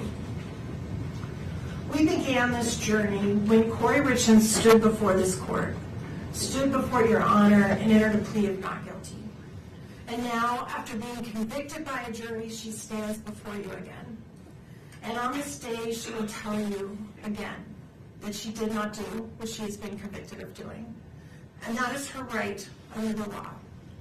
And we, her advocates, we are tasked with a sacred duty, a duty to protect and preserve her constitutional rights at all costs. In the face of criticism, scorn, and ridicule from the public, the media, and anybody else connected with this case, we have been committed to our duty throughout this trial, and we remain so today. It is our privilege and honor to stand beside Kouri. We believe in her innocence completely. And we will continue to stand by her as she takes her appeal to the next level, to a higher court. But that battle remains for another day. Today, she stands before you, convicted by a jury of 5 felony counts. We recognize and honor that this court is also tasked with a sacred duty, a duty under the Constitution and laws of our state to decide the appropriate sentence in light of Ms. Richens' convictions. The enormity of that responsibility cannot be denied. Everything we will present to your honor today is submitted for your consideration with an abiding faith in the court's commitment to its sacred duty, and in the prayerful hope that mercy will prevail over calls for retribution. As the state has conceded in their briefing, in order to decide an appropriate sentence, it is right and just for this court to look not only at the conduct for which Kouri Richins has been convicted, but also at her entire life. The good things she has done making her worthy of the mercy of this court. Things such as the personal traits and characteristics that suggest she is not the monster that the prosecution portrays, but a human being, a mother, a daughter, a sister, a friend, a person that has made mistakes, but a person who has loved deeply, a person who's completed acts of kindness and love and care toward others, a person who's contributed to her community, a person who, even in the darkest time of her life, reached out to help others who were incarcerated alongside her, a person who unselfishly tried to ease the pain her family and friends experienced as a result of this case. Now, we have asked people who know Kouri the best to show you the person they know and love. You will hear from family and friends who saw her the most. You will hear from people who worked with her. You will hear from people who spent time with her since she's been incarcerated and have seen how committed she is to rehabilitation while she's in jail. Even more telling, you will hear how she's helped others even when facing unbearable situations in her own life. All of these individuals will reassure this court that she can be productive and make positive contributions in a carceral setting. You've heard from the state their cry for the harshest punishments available under our laws. Yet you also presided over this trial. You saw the evidence and the absence of facts that would justify such penalties. I am sure this court is aware of what a sentence of life without parole actually means in a prison setting. These individuals are locked down in their cells 23 hours a day.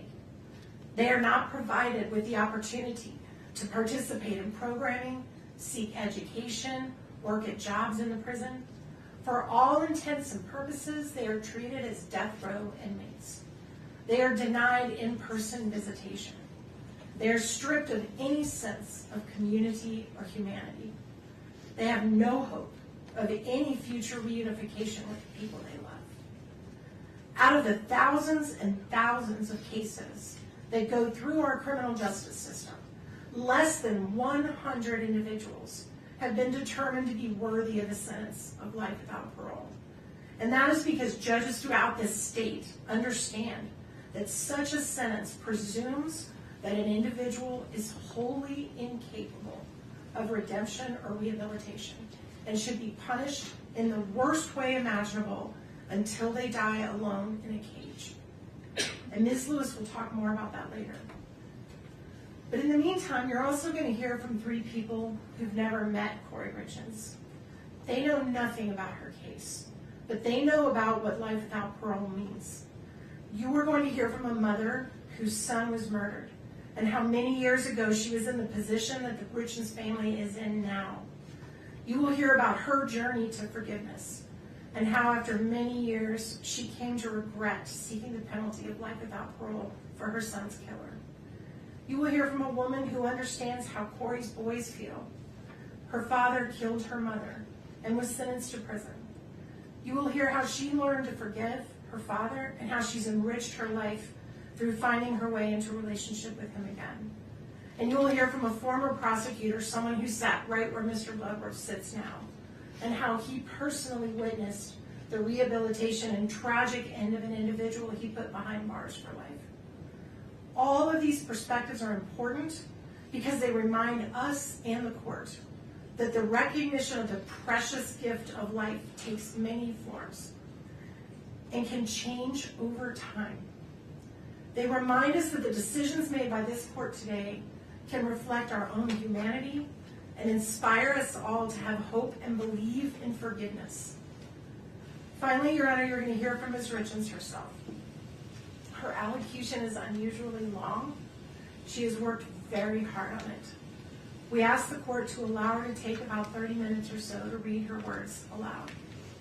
She is going to share with you what matters most to her in this world, her love for her boys. It is all she has left.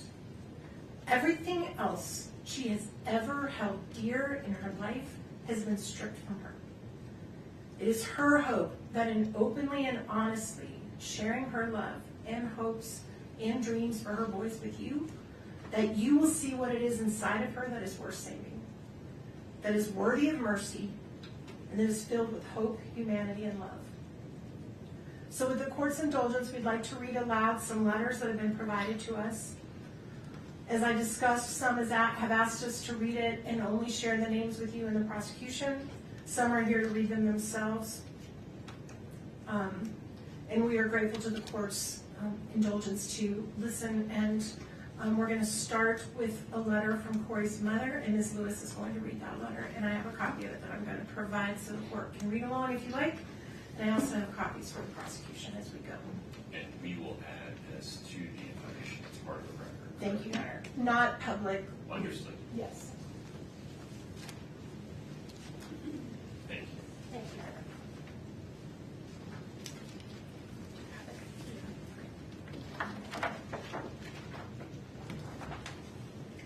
Good morning, Your Honor. Kouri's mother, Lisa Dark, is here in the courtroom. She is actually, I feel, given me the privilege to read her words. She was concerned about her ability to read them herself. Your Honor, Kouri is my daughter. I write to you today carrying grief that words struggle to hold. First and foremost, I want to acknowledge the loss of Eric. He was my son-in-law, my friend, and a truly wonderful father. Eric had a kind heart and a generous spirit. He was deeply loved, and he will never be forgotten by me or by the many people whose lives he touched. Eric once saved my life, and I have carried that gratitude with me every day since. His legacy lives on most clearly through the 3 beautiful boys he left behind. Your Honor, I speak today as a mother and as a grandmother. The children are my greatest concerns. These 3 boys have endured unimaginable loss and upheaval in their young lives. They lost their father, then their mother, then the sense of safety and continuity every child deserves. Their world has changed again and again through no choice of their own. Whatever sentence is imposed will shape their lives forever. Whatever sentence is imposed, that was their choice. I will continue to watch the boys grow, whether at school events, or sporting activities, and throughout their lives. I will keep them in my prayers, hoping they grow into emotionally stable and resilient young men. Kouri is more than the worst day of her life. She is a mother who has devoted herself to her children since the day they were born. Before all of this, she was deeply involved in their schooling, their sports, their faith, and their community. She coached teams, volunteered weekly at school, led youth programs, and taught her boys compassion through service, from food banks to flood relief to helping firefighters and families in need. Her life centered on her family and on helping others. In many ways, everyone impacted by this case has suffered loss. However, the greatest burden has fallen on 3 innocent children. These boys have experienced repeated disruption and trauma at an age when stability is essential. Before these events, they lived in a loving home with 2 devoted parents. They were surrounded by family, supported emotionally and financially, and deeply connected to both their mother and father. Their lives revolved around school, sports, family traditions, and feeling safe and loved. That sense of security was taken from them in stages. First, they lost their father suddenly and without preparation. They were informed by officials rather than being guided gently by a parent, a moment that forever changed their childhood. Their mother then spent more than a year helping them navigate grief, modeling compassion and emotional resilience, and working closely with them to understand loss in age-appropriate ways. She even found creative ways to help them cope emotionally during this painful period. Then, they lost daily access to their mother. Once again, they were told life-altering news by strangers rather than family. The boys were moved between placements, disrupting routines and emotional progress, despite beginning to feel settled and supported. Throughout this time, they maintained a meaningful and positive relationship with their mother through letters, phone calls, visits, and counseling. Later, they were moved again, against their expressed wishes, away from family caregivers and trusted relationships. Each transition compounded their confusion, anxiety, and grief. Children need continuity to heal, yet these boys have experienced repeated separations from the people they rely on most. As a grandmother who helped raise these children, I have also lost daily contact with them. They were a central part of my life, just as I was part of theirs. The separation from their maternal family has been devastating, not only to me, but to the boys themselves, who deserve access to all safe and loving family connections. Your Honor, these children have already endured more than most adults will in a lifetime. Being placed in the middle of adult proceedings and repeatedly confronted with painful realities risks further emotional harm. They love their mother. They need reassurance, not fear, healing, not more loss. I ask the court to carefully consider the cumulative impact on these children and the importance of preserving their emotional well-being and future stability when determining your appropriate sentence. Your Honor, I ask the court to take a moment to consider Kouri Richins as a whole person, beyond headlines or assumptions, and to understand the life she built before this case. Kouri has been driven, disciplined, and committed to growth from a young age. She graduated from high school in 2007, completing her studies a year early. She continued her education and earned her associate's degree in 2010. In 2012, she obtained her bachelor's degree, the same year she became a mother for the first time. In 2013, Kouri married Eric, and together they began building a family. Their second son was born in 2014. Kouri continued pursuing education while raising her children, earning her master's degree in 2017, followed by the birth of their third son shortly thereafter. Professionally, Kouri has consistently worked to better herself and provide for her family. She obtained her real estate license in 2019 and later earned her general contractor's license in 2021, achievements that reflected her work ethic, independence, and determination. In 2022, Kouri experienced a devastating loss with the sudden death of her husband.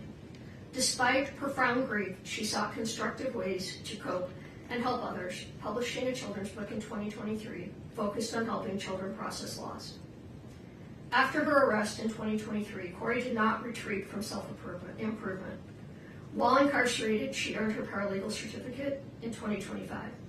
In 2026, she completed her MBA, pursuing education under extraordinarily difficult circumstances. She continues to seek opportunities for further education, demonstrating perseverance and a commitment to growth. Your Honor, this timeline reflects a pattern of responsibility, resilience, and continued effort to better herself, even in the most challenging moments of her life. I would like to illustrate Kouri's character through her actions and the way she lived her life, particularly as a wife, mother, and member of her community. Kouri was deeply devoted to her family. She was a committed wife to Eric and a hands-on present mother to their 3 sons.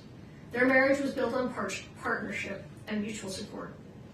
Kouri consistently supported Eric in his career, hobbies, and interests, including his involvement in sports and coaching. She encouraged his passions and stood by him throughout their life together.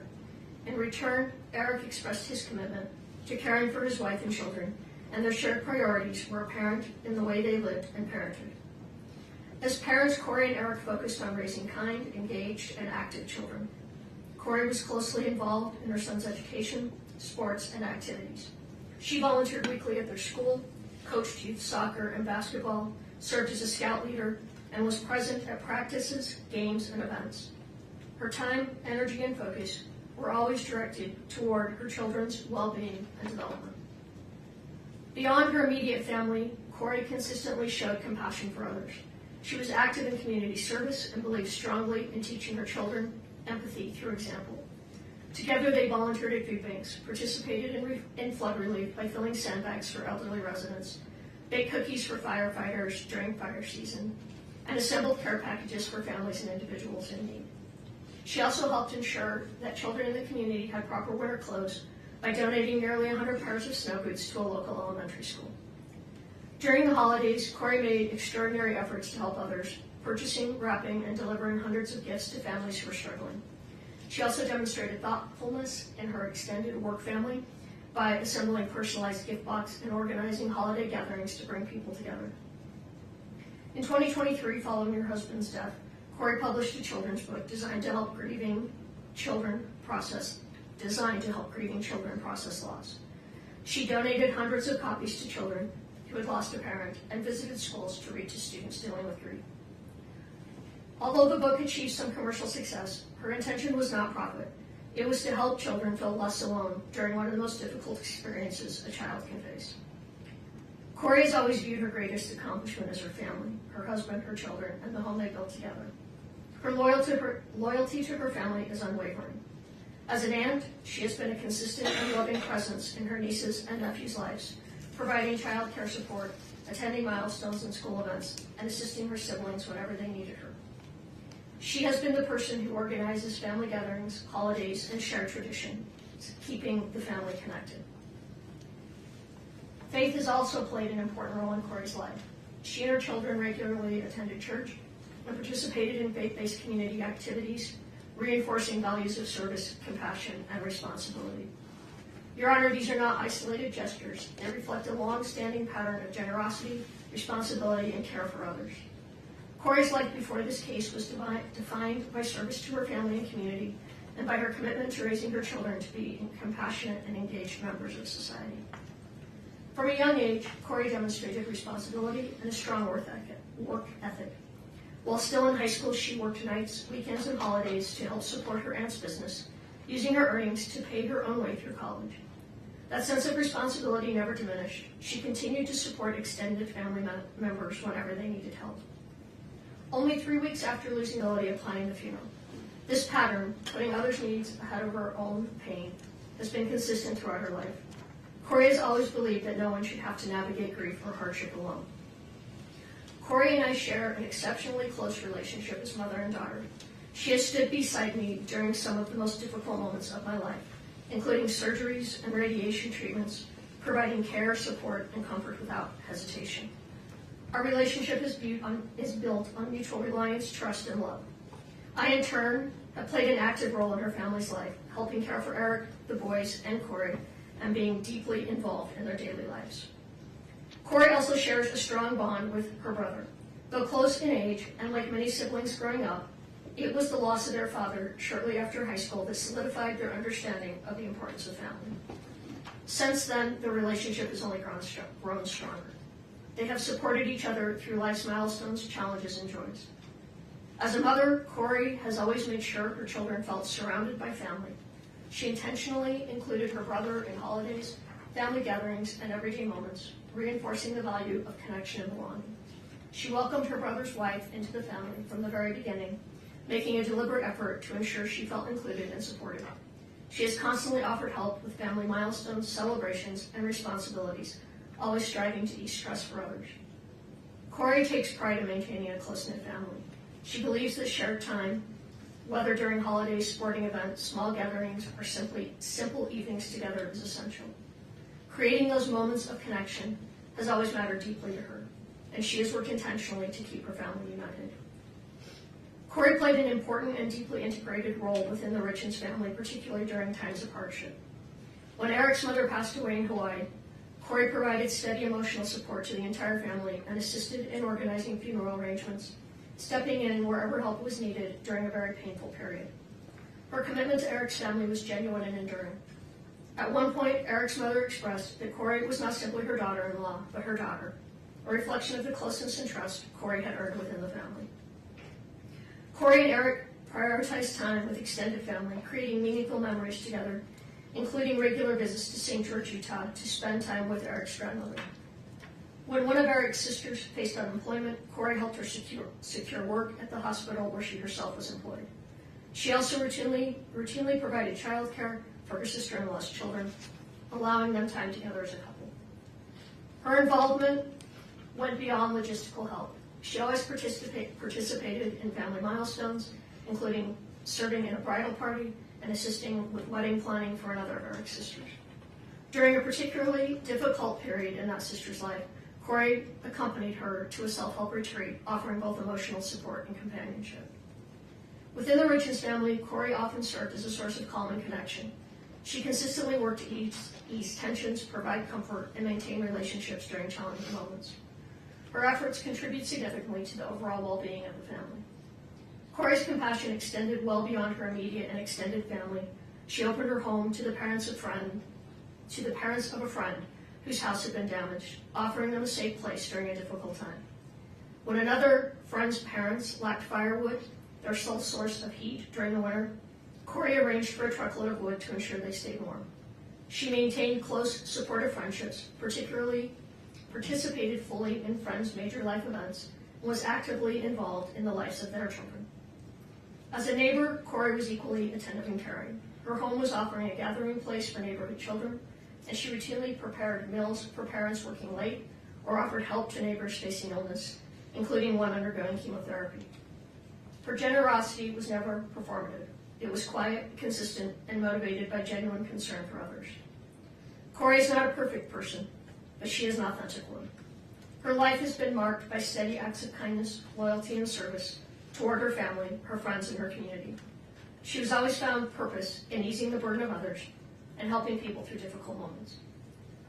Following Kouri's separation from her children, they were placed in a living situation that differed from what they expressed as their preference, despite having strong and meaningful bonds with extended family who had long played an active role in helping raise them. As young children, they had little control over these decisions, which added to their sense of uncertainty and loss. Kouri's sons are now facing significant emotional challenges in their day-to-day lives. They are processing grief, separation, and repeated changes, all at an age when stability is critical. Like their mother, Kouri's eldest son is especially sensitive and expressive, and he has struggled deeply with these transitions. All three boys are currently receiving counseling, which has been essential in helping them cope. Kouri has consistently supported therapeutic intervention and has emphasized the importance of counseling not only for each child individually, but for the family as a whole. In particular, she has advocated for additional individual support for her eldest child, recognizing his specific emotional needs. The circumstances surrounding their separation and the rules governing communications have made it difficult for Kouri and her children to openly share their feelings with one another. This limitation has taken an emotional toll on both the boys and their mother. Important thoughts, reassurances, and emotions often remain unspoken, creating additional stress and sadness. As a mother, Kouri experiences deep anguish over her inability to comfort her children as she once did. She worries constantly about their emotional well-being and struggles with the pain of knowing they are hurting while being unable to fully support them. Her concern for her sons remains constant and unwavering. Kouri has endured profound emotional and personal suffering since the loss of her husband. She is grieving the absence of the man she loved and built a life with, while navigating separation from her children and family under intense public scrutiny. The weight of these losses is immense, and it has affected not only Kouri, but her entire family, her mother, her children, and those who love her. Despite being incarcerated, Kouri has continued to demonstrate resilience and personal responsibility. Within the confines of jail, she has dedicated herself to education and self-improvement, using her time to study and work toward meaningful goals. These efforts reflect her character and her desire to grow, contribute, and remain a constructive presence, even under extremely difficult circumstances. Like many marriages, Kouri and Eric faced challenges. When difficulties arose, they chose to address them responsibly by seeking marriage counseling rather than turning away from one another. Those efforts strengthened their relationship. By all accounts from those closest to them, they were in a period of renewed connection and commitment, focused on their family and their future together. Your Honor, I stand before you as Kouri's mother. I love my daughter. I have known her for her entire life, not just through this case. I cannot speak to every aspect of what the court has considered, but I can speak to who she is as a human being, as a mother, and as a member of her family. I do not believe that Kouri did this, nor do I believe Kouri could possibly be capable of this crime. I can't validate what she did financially one way or another, and that's something Kouri will have to live with. I respectfully ask the court to consider a sentence that holds Kouri accountable for the jury's verdict while still allowing for the possibility of mercy and hope. A sentence without the opportunity for parole would permanently separate her from her children and leave no room for redemption. Kouri's life has meaning, especially to her 3 sons and her family, and I respectfully ask that the sentence reflect not only accountability, but also the potential for rehabilitation and profound long-term impact on innocent children.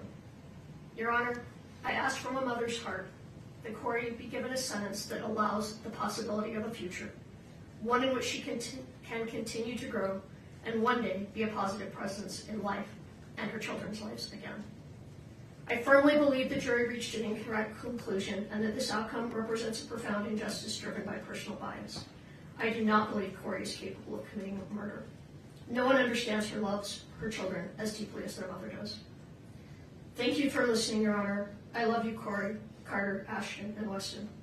Her story does not end with this sentence. It is the strength of her comeback that will define it. Thank you, Ms. Lewis. Your Honor, at this time we would ask Renee Odum. She is going to read her own letter. We ask that she approach the podium and I will provide it to the court and the prosecution as well. Of course.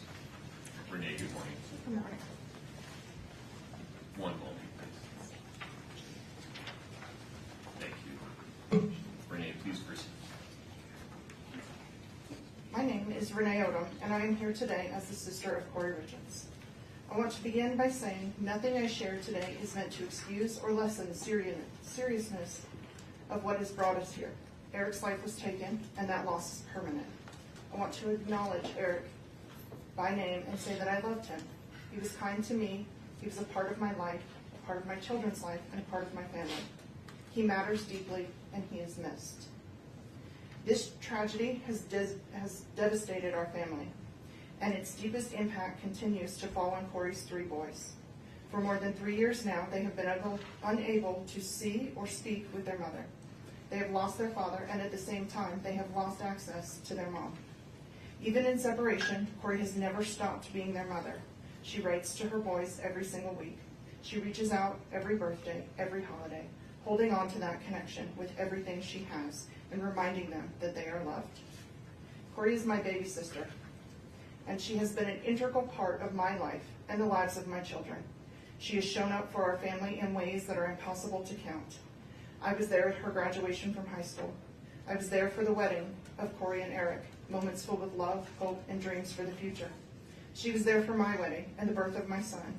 She was there for me when I graduated college. She stood beside me at the baptism of both of my daughters. She poured her heart into giving my oldest daughter a beautiful sweet 16. These were not obligations to her. This is who she is. Kouri has always been the glue that held our family together. She hosts every Christmas. She planned every family vacation and made sure that no one ever felt forgotten or left behind. She believes deeply in helping others, and she has lived with this belief throughout her life. Even from behind bars, Kouri has continued to help people, offering support and encouragement and kindness any way she can. That desire to be of service has never left her. Kouri is a great sister, an awesome aunt, an amazing daughter, and she will always be a devoted mother. She is also the smartest person I know. Kouri has earned 2 master's degrees and is applying to a PhD program. Growth and learning and becoming better for herself and others have always mattered to her. Most of all, she loved her husband and her children with everything that she was. I continue to struggle to reconcile this tragedy with the loving sister and the mother I have always known. I understand and respect the court's responsibility to impose a just and lawful sentence. I am not here to challenge the verdict or to minimize the harm that has occurred. I only ask that the court see the full human picture, the pain, the accountability, the lifelong consequences that are already being carried. Please leave room for hope of a life with her boys. The impact of this tragedy will remain with Kouri and her children for the rest of their lives. Our family deeply feels the absence of her presence and that of her boys, her guidance and her love. I love you, Kouri, and I will always stand by you. Thank you, Your Honor, for letting me speak and considering my words.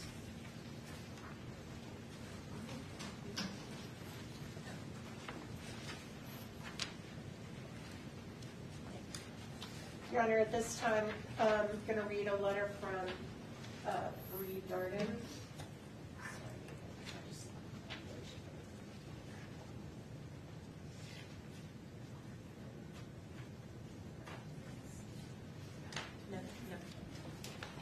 Your Honor, at this time, we'd like to read a brief letter from Kouri Darden. That is Kouri's sister-in-law, who also worked with her at her real estate business. I know Your Honor heard some testimony about that. She has a newborn baby, so she can't be here. Your Honor, I was introduced to the Richens family around 8 years ago, excuse me, and was able to have been around Kouri, Eric, and the boys since the youngest was 1. I spent many days, weekends, holidays, birthdays, barbecues, etc. with them all, and was able to learn so much about the family dynamic and the love they had for one another. No, their family wasn't perfect. No one's is. But those boys were loved beyond belief by both parents. Kouri and Eric did everything for the boys, to protect them, to teach them, to encourage them, to show them love, and mostly to show them 2 loving parents. My heart goes out to the 3 boys, as they do not deserve to be going through all this, as well as they do not deserve to be alienated from one side of their family. I miss them dearly every day. To know Kouri is to know the love she has in her heart. Kouri is one of the most selfless and caring people I know. She lived for those boys and lived to be the best wife she could be. Yes, she made mistakes in her marriage, as we know. So did Eric. But at the end of the day, they chose each other and their family. As a loving mother, exceptional caretaker, and benevolent humanitarian, Kouri was truly a devoted volunteer. She never stood still when she knew she could help another, embodying the definition of true character. From the moment this sudden, unexplainable tragedy occurred, there has been a distaste for Kouri for personal reasons rather than factual reasons. From allegations made by individuals she regarded as family, to authorities not conducting a systemically correct investigation and then not being given a suitable, unbiased finale. The conclusion of this case seemed inevitable. Although I'm not here to argue the verdict, I am here to help provide perspective on views you were unable to hear about. Kouri is a mother, a sister, a daughter, an aunt, widow, and at the end of the day, an imperfect person striving for grace.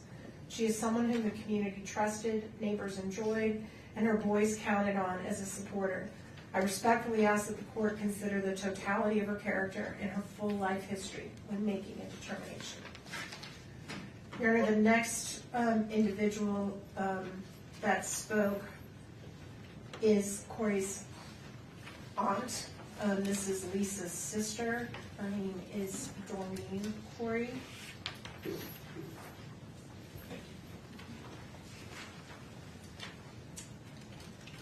Your Honor, thank you for allowing me to speak today.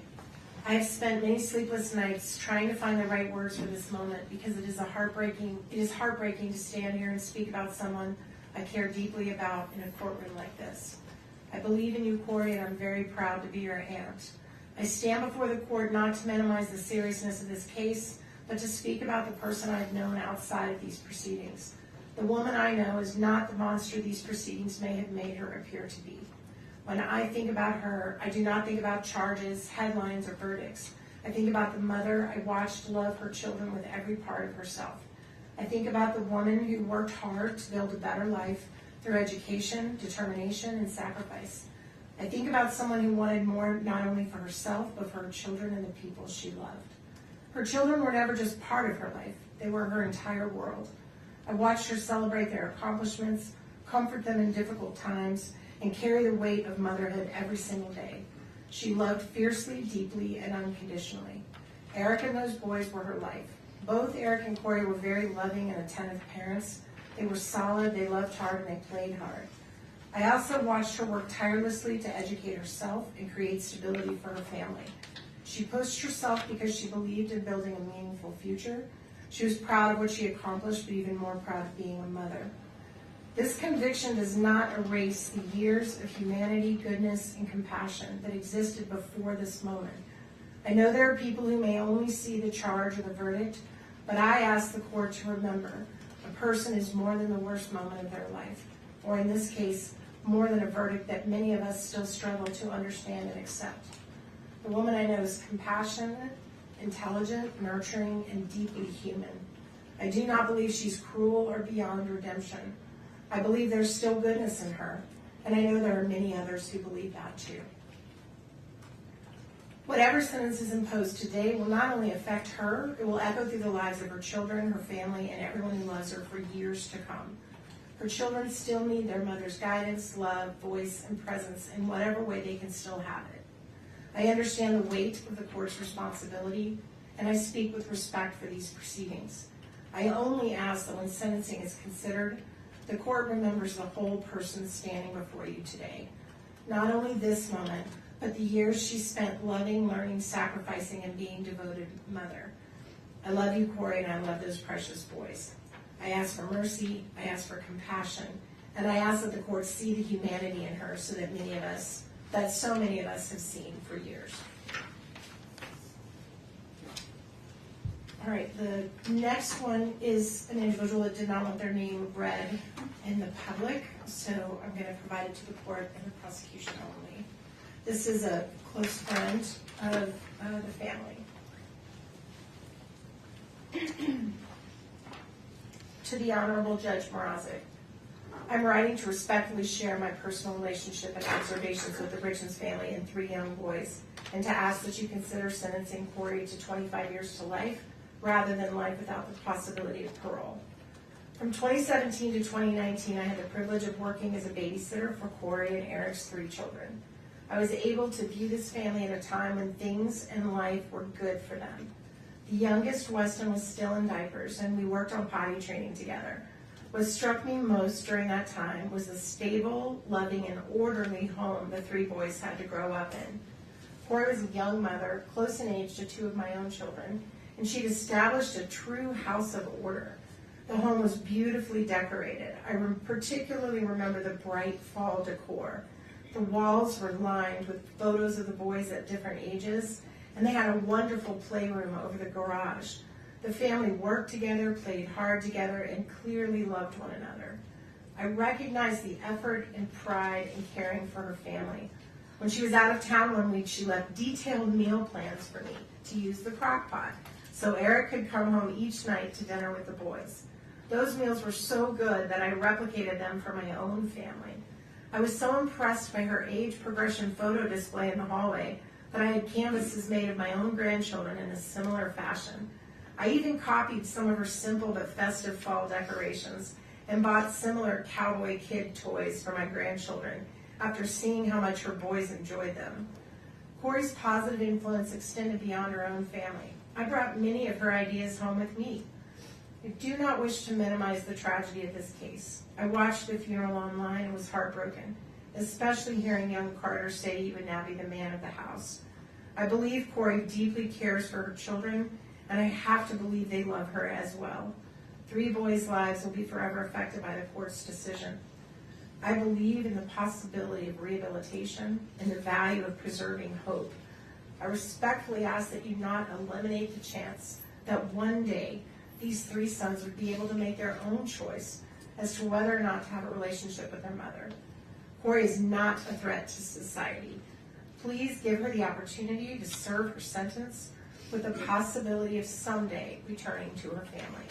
Thank you for your time and considering my perspective.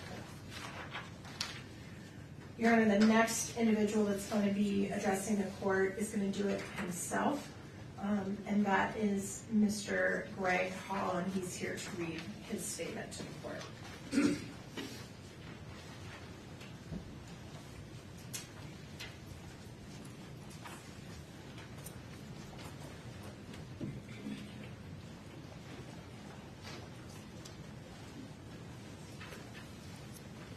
Sir, please proceed. Good morning.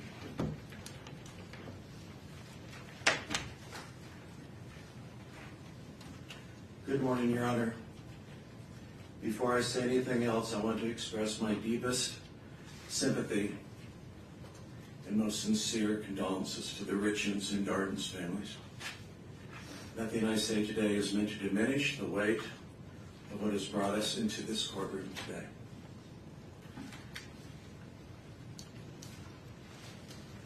My name is Greg Hall. I have known Kouri for over 7 years, both personally and professionally. And we have stayed in daily contact by phone, text, and in-person visits throughout her entire incarceration here in Summit County. I'm here today to share with you what I have witnessed firsthand about the person I know. In the years before Kouri was incarcerated, she made a habit of looking for people who were struggling. She not only volunteered for many years at children's schools and donated, but you heard about the 100 pairs of snow boots, but she also did follow up to make sure that those children had clothes. She has volunteered at the soup kitchen for years and brought her boys along with her because she wanted them to teach them about service and kindness to others. When Kouri found out a neighbor had been diagnosed with cancer, she anonymously arranged for a massage therapist to visit her. When my own wife was in an auto accident, a care package showed up at our home. If a family was having a difficult time purchasing a home, she would offer to take little or no commission in order to help them. Please know that none of these things were ever done for recognition. They were done because all she ever wanted to do was good. Your Honor, what I would like the court to understand the most is that the goodness and kindness toward other people that defined Kouri before her arrest has not gone away since being incarcerated. When new inmates arrive frightened and disorientated, Kouri is the first to step in. She helps them get their footing in an environment that is unfamiliar and frightening to them. She's also tutored other inmates working to further their education. She has helped women who cannot read or write navigate through the system and draft letters to their family on the outside. When women in her unit receive bad news from home, she is the first to sit with them and comfort them. She has used her time inside to study, and she takes her studies very seriously.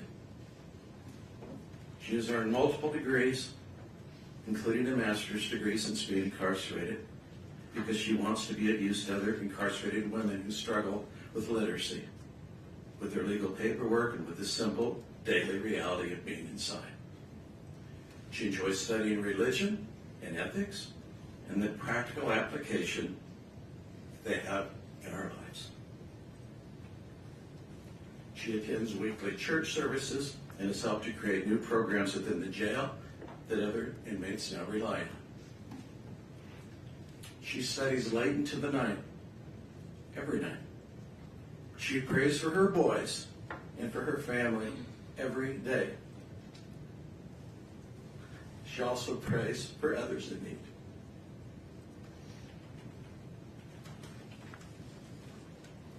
She writes to her sons, though her letters are returned to her unopened. She has not stopped trying to contact them, to express her love for them.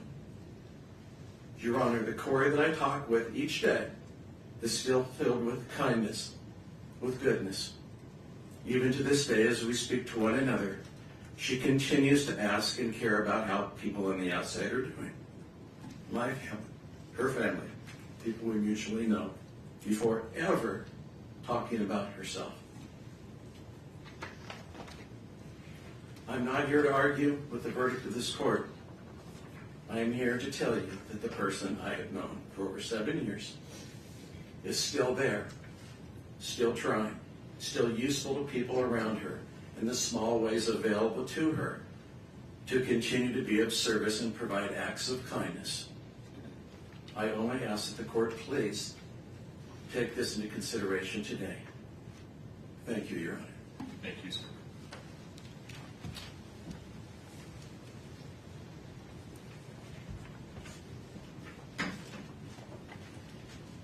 Your Honor, the next two letters are from individuals who are investors with Ms. Richens in her real estate business. Both of these individuals did experience losses of money. So although they may not be victims in this case, they, I guess, are technically victims in the case that is pending. So I think their perspective is important. The first one, for some reason, I only have one copy. I'm going to give just a moment for Mr. Bloodworth to read it. Then I'll read it, then I'll hand it to the court. Thank you.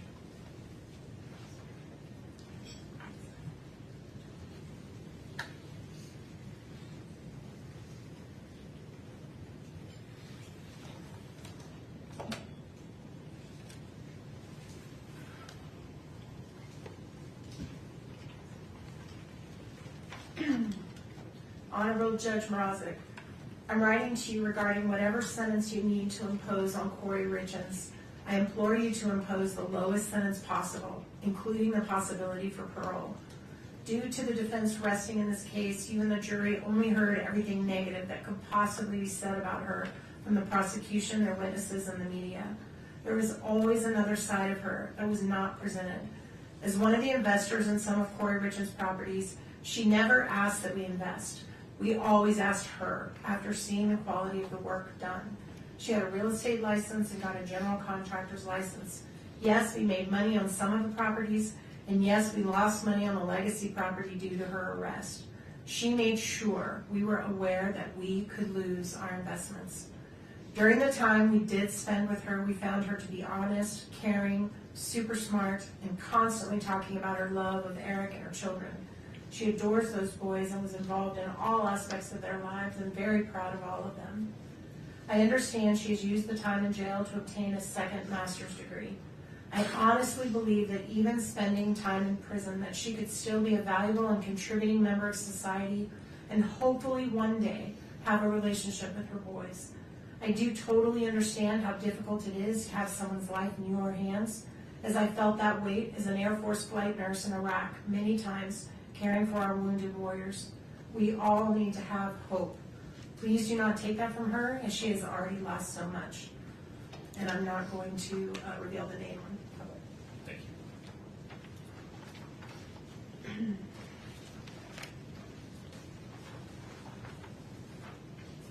second one is also an investor, Your Honor, that did lose a significant amount of money.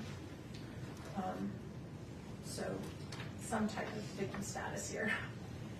Honorable Richard Mrozik, thank you, Your Honor, for the opportunity to address the court at this sentencing hearing. Actually, okay, I do have an extra of that one. Thank you for the opportunity to address the court at this sentencing hearing for Kouri Richins. May I first say that I was so impressed with your professionalism and demeanor during the trial. It appeared to me that you were very thoughtful in trying to judge fairly during the court proceedings. I would like to speak on my real estate experience with Kouri over the 3 years that I invested in 10 or more fix and flip home transactions. My wife, my son, and I were so impressed with Kouri and the great job she did in finding and remodeling the homes that we invested in. She worked hard in making those properties look beautiful after they were remodeled, and we all made money from them. We could not have been more proud of Kouri and happy for her and her family. Knowing from her brother Ronnie that she'd lost her father at a younger age, I told her once in a text message that I was unofficially adopting her as my daughter. She was a great mom for her boys, and she and Eric were so involved in their lives. What has happened since has been a tragedy for all the families involved. I never met Eric, but knew that he and his workers helped with some of the stonework on the remodels. Kouri and Eric helped stage a house that my son and I remodeled that Kouri found for us in Ogden. She listed it and had it sold in 3 days. Those were good times when the market was great for doing fix and flips, and we all benefited from it. Unfortunately, about the time of Eric's passing, the market changed and interest rates skyrocketed. Those who had house remodel properties suddenly found the buyer's market dried up and houses were not selling. We lost money as well as many of our friends in the real estate business. In watching some of the proceeding on court TV, I personally did not think that the state proved beyond a reasonable doubt that Kouri was guilty and responsible for Eric's death. I was surprised at the jury's verdict because it left doubt in my mind based on the testimonies given. Kouri has lost everything: her husband, her 3 young boys, friends, family, and her home. May I appeal to the court that her sentencing may grant her the possibility of parole at some future time. Thank you for your kind consideration. And also this name we are not reading out loud. We also have several very short statements from people who have worked with Ms. Richens in the jail. These are volunteers that give their time, no money, that come to the jail to help people that are incarcerated to try to better themselves and better their lives. This first one is from the art class facilitator, Ms. Katie Fish. Dear Judge Mrozik, I'm writing to you today on behalf of Ms. Kouri Richins. I have known Kouri over the last 2 years within the context of the educational programs for the Summit County Justice Center. I facilitate an art class as a representative of Mountain Life Church. In that art class, Kouri's carried herself with ease and warm regard to the other inmates and those of us present as facilitators. While she's shown care for the other inmates, she has also been very respectful to those of us facilitating. Even when she had been carrying challenging emotions, she's conducted herself with respect and grace. I understand that my interactions have been limited and have been laced with an expectation of certain polite behavior, but it is also not just a given that inmates will uphold that same respect and decorum. She has chosen to present with ease, care, and grace. From the brief conversations we've had about her life, I do believe she is a different person from who she was before being there. I hope and pray that her heart continues to be led toward faith and transformation. Thank you for your time. The next individual is another volunteer who teaches the class of biblical truth at the jail.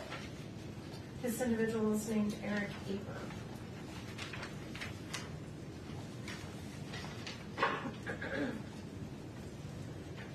Dear Honorable Richard Mrozik, my name is Eric Marty Aper. Through Mountain Life Church in Park City, I've been a volunteer at the Summit County Jail for 8 years, helping to teach biblical truth to those incarcerated there and leading church services on Sunday afternoons. Kouri Richins has been a regular attendee of these services since May of 2023, the start of her incarceration, and has shown an amazingly consistent and upbeat, positive attitude. Kouri contributes in the church service discussions. She frequently comes alongside other inmates and encourages them to attend church as well.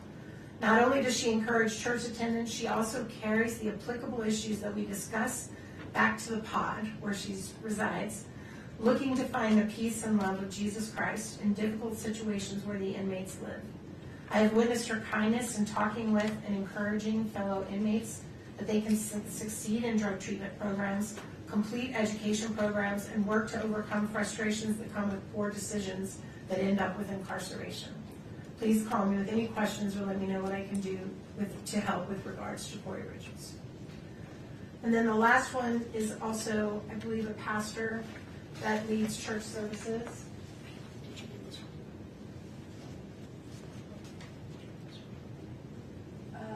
Nope, I think I might pull that out. Yeah, I do. I don't think I have that one, so I may need, thank you. This next one then is from Craig Moline, who's one of the pastors as well. Can you read that while I'm doing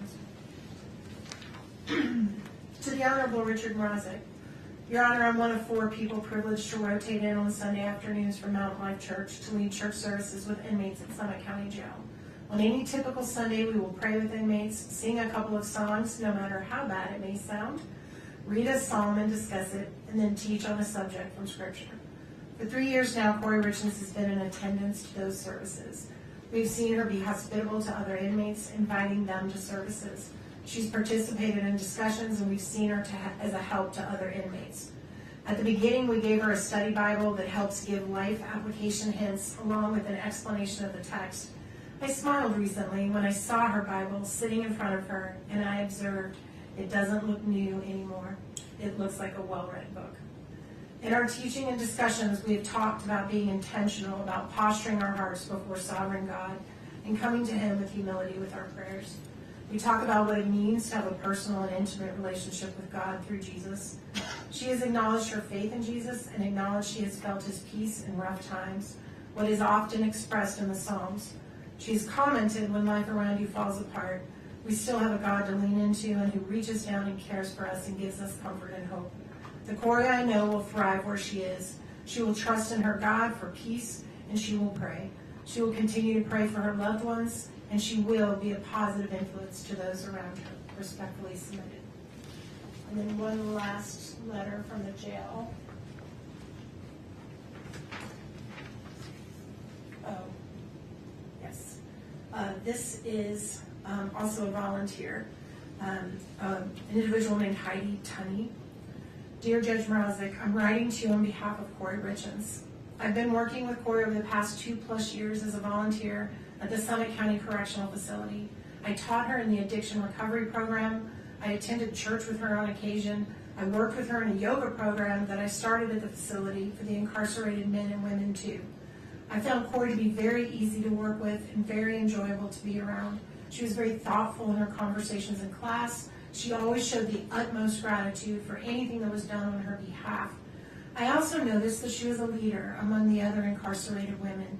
She tended to be a peacemaker and stayed above the fray and away from the pettiness and challenges that sometimes arise among incarcerated women. The women in general respected her and looked to her as a leader. Kouri actually was one of the women that asked me to get a yoga program started for the incarcerated women. She saw a need there and she acted on it. I started and have taught that class for almost 2 years now. Kouri was the most dedicated student. She only missed a couple of times the entire time I taught, and the times she did miss were when she was meeting with attorneys or had court appearances. She has continued to attend even after she was found guilty at her trial. I wish nothing but the best for Kouri. She has a very long road ahead of her. I hope and pray she will continue to use the programs provided to those that are incarcerated to better herself and lead the other women around her. The last letter we have in this section is going to be read by Kouri's brother, Ronnie, who's here to read it himself. And then we're going to have Mr. Ramos. There it is. Mr. Ramos make a few very brief comments. Then we'll conclude with our final 3, and then we'll close out with Ms. Lewis and Ms. Richens, unless the court needs a break. Doing all right? No, it might make sense to take a break before Ms. Richens, given what you have previewed regarding timing. Great suggestion, Your Honor. Okay. All right, this is, if Ronnie can come on up.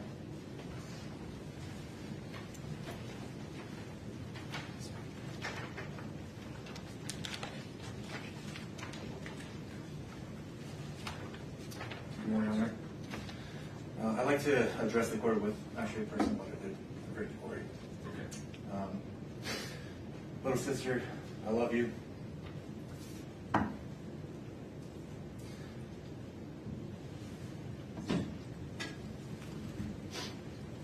miss you. I miss our random banter. I miss your calls. I miss your constantly over-the-top positive attitude every time you speak. I miss our game nights. I miss Eric's stupid finger gun dance after we won a game. I miss our holidays. I miss you sending the boys to wake me up on Christmas morning, way too early after we've stayed up way too late preparing Christmas for them so that it'd be absolutely perfect. I miss our Sundays together. I miss arguing with the boys about who's better, Messi or Ronaldo, Brady or Rogers. I miss our backyard games. I miss me and the boys running all over you at sports in the backyard and Eric getting mad because you weren't competitive enough and you were really just out there to have fun and laugh. I miss you constantly luring me into your newest ideas and getting me excited about them. I miss vacationing. I miss family volleyball. I miss playing Madden and FIFA with Eric and the boys. I miss your stupid goats. I miss the soccer games and the celebrations we created for the boys after they scored a goal. I miss Carter's smile and his obsession with goat videos. Ashton's freckles and his competitiveness. And Weston's baby blues and tenderheartedness. I miss hearing them say Wani and playing catch in your living room. I miss your family. I miss our family. I miss the life that was stolen. I miss the life that was stolen from us for reasons that we can't yet fully understand. We don't, with 100% certainty, know what happened to Eric. No one does, but we do know with 100% certainty that it wasn't caused by you. We know that. The police know it. The prosecution knows it. And everyone watching this trial knows it. They could not prove their theory, just the opposite, and yet here we are. For some reason, unbeknownst to us, really bad things happen to really good people, Cor, and you were just really too good of a person, I guess.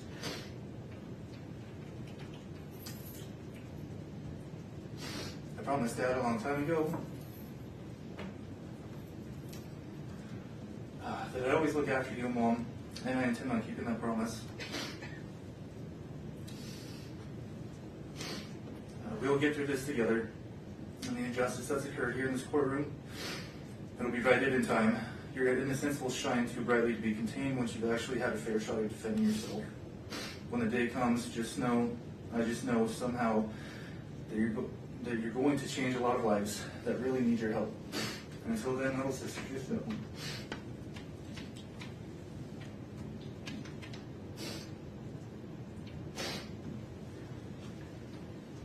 Just know that I'm right by your side, and I'll always be right here for you. I love you. Right, thank you.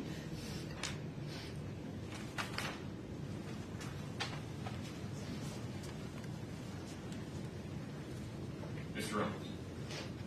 Morning, Judge.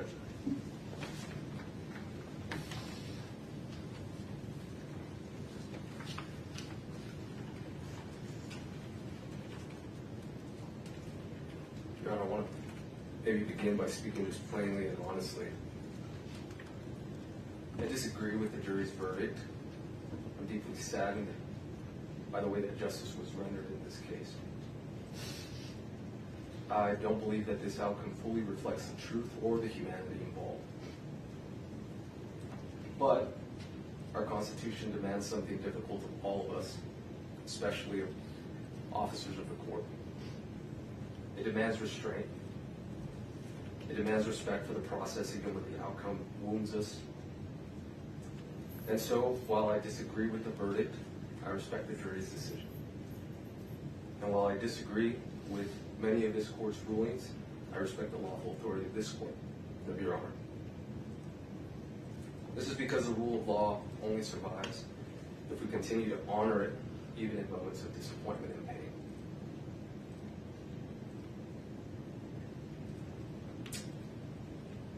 But as a Catholic, there's one authority higher than any courtroom, verdict, or government power, and that is God.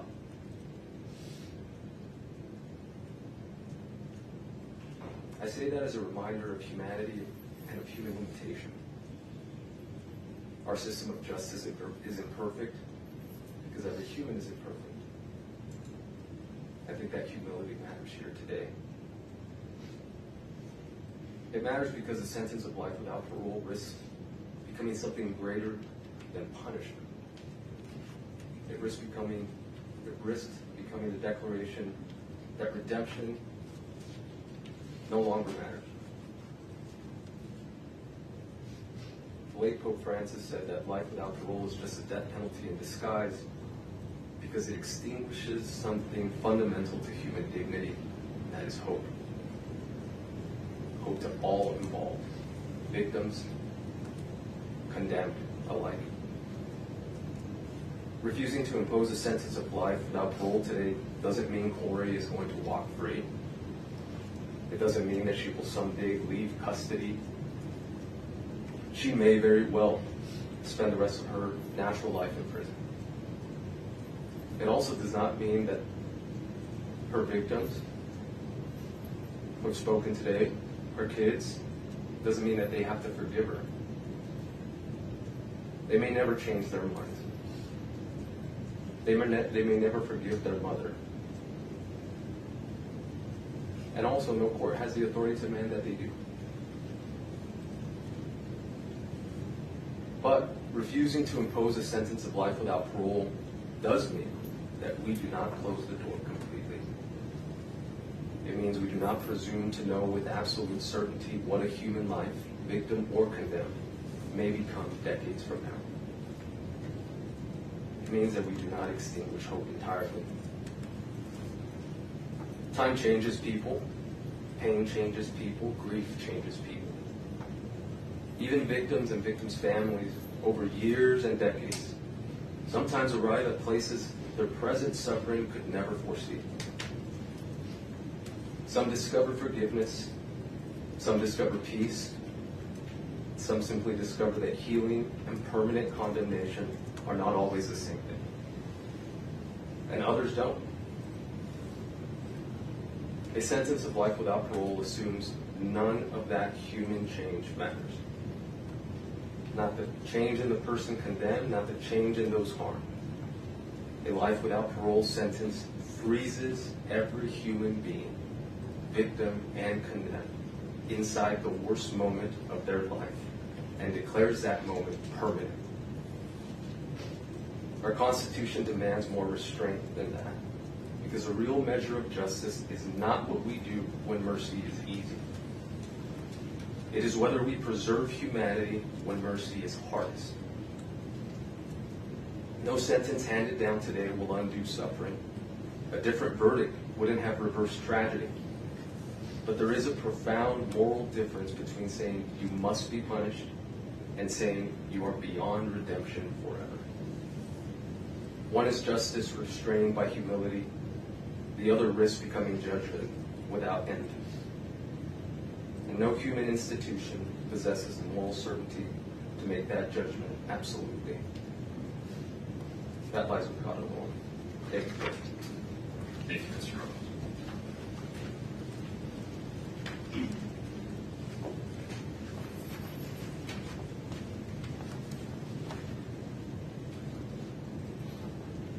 Your Honor, I told you in the opening statements that we were going to do something a little bit different when we called upon some perspectives of people that don't even know Kouri, but that have been through this horrific journey through no choice of their own.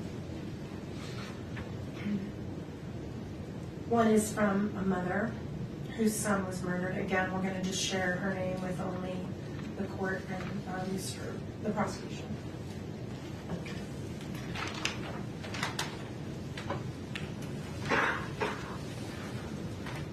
Honorable Judge Richard Mrazek. I'm going to skip the names, including the name of her son. My son was murdered almost 30 years ago in a random act of violence. He was only 18 years old. The man who killed him was just a few months older. I know the kind of grief that changes your life. I have felt the despair, darkness, and rage that comes from that loss. I know what it's like to try to rebuild your life with a heart that will never be whole again. And I know what it feels like to believe that the only thing that will ease that pain is inflicting pain on the person responsible for never getting another day with the one you love. I grieve with the family of Eric Richens. I am heartbroken for them, especially his children. And I want to be clear that nothing I'm sharing today about the criminal justice system and its many failings should be taken as any sort of criticism of them and how they feel or act in their grief. But I feel compelled to share my perspective with the court because I wish I had known what might be on the other side of experiencing the grief of losing my son and trying to navigate the criminal justice process at the same time. And I don't envy the decisions you have to make. I only want to tell you a little of what one broken-hearted mother has learned, and that is that the criminal justice system needs more humanity. It needs more mercy. And I know this because of the man who murdered my son. Sending someone to prison without the possibility of parole should be reserved for the very rare, absolutely most heinous cases. Sending someone to prison without the possibility of parole is to decide they are irredeemable, that they are not capable of change, and will never be worthy of our trust again. It is a fate so bleak, I am not sure how anyone survives it, let alone do what my son's killer did. He went into the worst place imaginable and found a way to be a better human being. He spent the first 18 years of his adult life in maximum security. Those who are sentenced to life without the possibility of parole have few opportunities to participate in programs or work because resources are limited, and why would they waste them on someone who's never getting out of prison? The criminal justice system has gotten better and better at punishment. Mercy has almost been extinguished. We're supposed to find a balance. We're supposed to remember that these are human beings, and these decisions will ripple through generations, even strangers. I am afraid with the increasing number of people sentenced to life without even the possibility of parole, we've decided it's easier to throw people away than to try and help them change, or even allow them to try and make amends for their mistakes. Far too often we let our fear and our pain put the focus on punishment with no consideration for mercy. I did that. I wanted the man who killed my son to die. I wanted him to suffer. I didn't care what happened to him as long as he never got out of prison. But as much as I know about pain and loss, I know more about hope and forgiveness, and that's thanks in part to the man who killed my son. He was sent to one of the worst places in the world and became one of the best people I know. Nearly 20 years after my son's death, I received a letter he wrote, expressing his sorrow and his remorse. His apology helped me heal, deepened my forgiveness, and created a bond that continues to bless the lives of many people. I know that every case is different, but I also know the power of hope. I believe in second chances. I believe a life sentence imposes punishment without destroying hope. My personal hope for Kouri is that she does what that individual did, that she finds a way to become a better person no matter what. I thank you for taking the time to read this letter. I know it's a heavy burden to make this decision. I express love and support to those involved and pray we'll all be better to each other. And then I also would have one more, and then we have someone who's going to testify on WebEx. Speak on WebEx, not testify, sorry, speak on WebEx. This is very short, Your Honor. It is from a former prosecutor that imposed these types of punishments. Thank you so much. Also, I'm keeping his name private.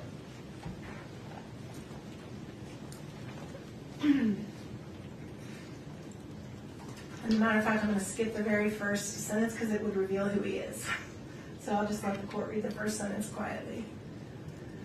I was in charge of the prosecution of a young man who committed 2 serious homicides at the Log Haven restaurant. He was prosecuted and found guilty. He was sentenced to 2 consecutive 5-to-life terms. 20 years later, while no longer a prosecutor, I happened to be at the Utah State Prison on government business. I was given a tour of the prison industries unit, and I saw an individual sitting at a large desk in front of a bank of computers. I asked about him and was told that he was the individual who had committed the crimes at Log Haven. I was told he was a model inmate, spoke 5 languages, had 2 master's degrees from Utah State, and was used as a go-between when there was unrest among inmates. He was respected by his fellow inmates. He was indispensable at the industries and had set up the entire computer system to run the unit. Coincidentally, the very next day I was speaking with the son-in-law of the father of one of the victims. He related to me how there had been a complete reconciliation between their family and the killer of their son. They had long ago forgiven him and wondered if I could help getting him paroled. I still had connections in the criminal justice system, and I told them I would try. I subsequently met with him at the prison, and I was equally impressed with how he had turned his life around. We were able to get him an expedited parole hearing. Tragically, he died from suicide a few months later when he was falsely accused of inappropriate access of the state computer system and removed from his position into a secure unit of the prison. This case was a textbook lesson of how rehabilitation can work. He was not the same cocky druggie that we sent to prison 20 years ago. I saw absolutely no reason why he needed to spend more years in custody. Even his fellow inmates told me they were convinced he had done everything to reform himself and become a valuable member of society. I agreed. Keeping someone incarcerated when they've proven themselves is just plain wrong. Prison sentences without possibility of parole create the same issue. I believe it should be reserved for the most violent and dangerous of individuals. Thank you for taking the time to read this. And then Ms. Lewis will introduce the final speaker, and then she'll have her comments, and then we'll take that break. Who is the person you'd like me to? Emery Blanchard. One moment,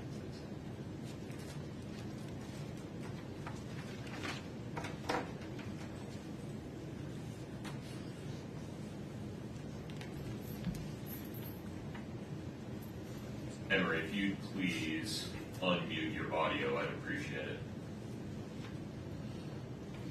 Are we able to see her? Oh, my apologies. Thank you.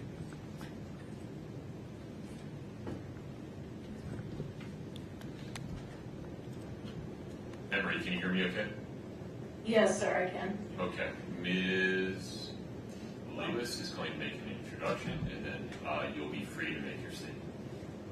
Emery Blanchard understands what no one else in this courtroom understands. What the three children of Kouri and Eric are going through. When Emery was 12, I believe, she can correct me if I'm off there a little bit, her father violently killed her mother while she and her brother were in the next room. He was convicted, and it was, the state was seeking death, but ultimately he, at that time, when the jury couldn't decide unanimously on death, he was sentenced to life with the possibility of parole. And I'm going to let Emery take it from there and see what she wants to say. Emery, please proceed. Thank you, Judge. Good afternoon. I was asked here today to speak about a personal experience. My name is Emery Blanchard. I grew up in Park City, and in 1995, when I was 13, my father murdered my mother, Patty. It was a brutal and premeditated murder, and I was in the house when it happened and witnessed it. It was a death penalty case, but my father was sentenced to life in prison with the possibility of parole. At the time, I wanted him to go to prison for a long time, and I didn't want to see him again. I was afraid for my life and safety as well. My mother's parents and uncle raised me. We would refuse phone calls from the prison, but my family collected every letter he sent and saved them in boxes, just in case I ever wanted to read them. In a short 4 years, when I was about to turn 18, I decided I wanted to see my dad. I had questions regarding the murder that I needed answered for my own mental health. My amazing grandmother offered to take me to the prison while I was a minor if I wanted to see my dad. I wanted to spare her from having to face the man who killed her daughter, so I waited until I was 18 and could go to the prison on my own. I didn't know if I would be fearful of my father, or perhaps even so angry that I might attack him. None of that happened. The moment I saw him for the first time in over 4 years, he simply hung his head and said to me, "I'm sorry." We both burst into tears and held each other. I felt safe and as whole as possible again in his embrace. Yes, this was the man who killed my wonderful mother, but at that moment I realized he was still my dad, and I still needed him. The next decades were good at times and very hard at times. Many years I visited my dad often in prison. Some years were exceptionally hard for me, and I chose not to see him at all.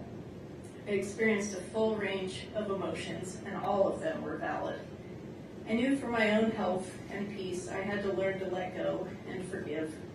No easy task, but this is when I truly mastered empathy and compassion. My father served 25 years until his first parole hearing.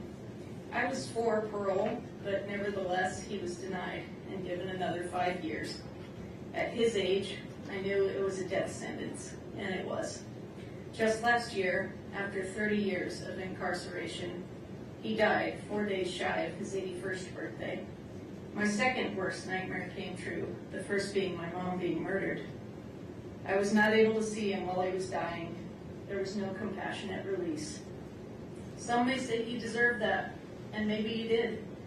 I can tell you that no amount of time served ever made this situation right. 20 years, 30 years, and even death. None of it could bring back my mom or repair the immeasurable damage that he caused me and my family. Once 20 years had passed, my grandmother even said to me, "It's been long enough. You want your dad." I wanted my mom, but I did still have a living parent, and I needed him. I don't tell you this story to tell you how to feel or that I understand how you feel. I'm offering that hearts and feelings can change over the years. To honor my mother, I'm a victim advocate who supports people in domestic violence situations, and I now help people with PTSD heal at my ranch in southern Utah using nature, horses, and farm animals as teachers. I teach compassion for humans and animals alike, and I found a way to turn my pain into purpose. But I will tell you honestly that life is still hard, and losing both of my parents at that young age harmed me greatly and left me with a very sad and lonely heart. No amount of prison time made me feel better, and in the later years, my father's incarceration wore on me severely. What I will leave you with is this: hold tightly to the good memories of your father, and in time, perhaps your mother too. Cling to your family and siblings for love and support. Please let love reside in your hearts and not hate. I pray for your family and for your peace and healing, and thank you for allowing me to speak today. Emery, thank you very much. Thank you, Emery.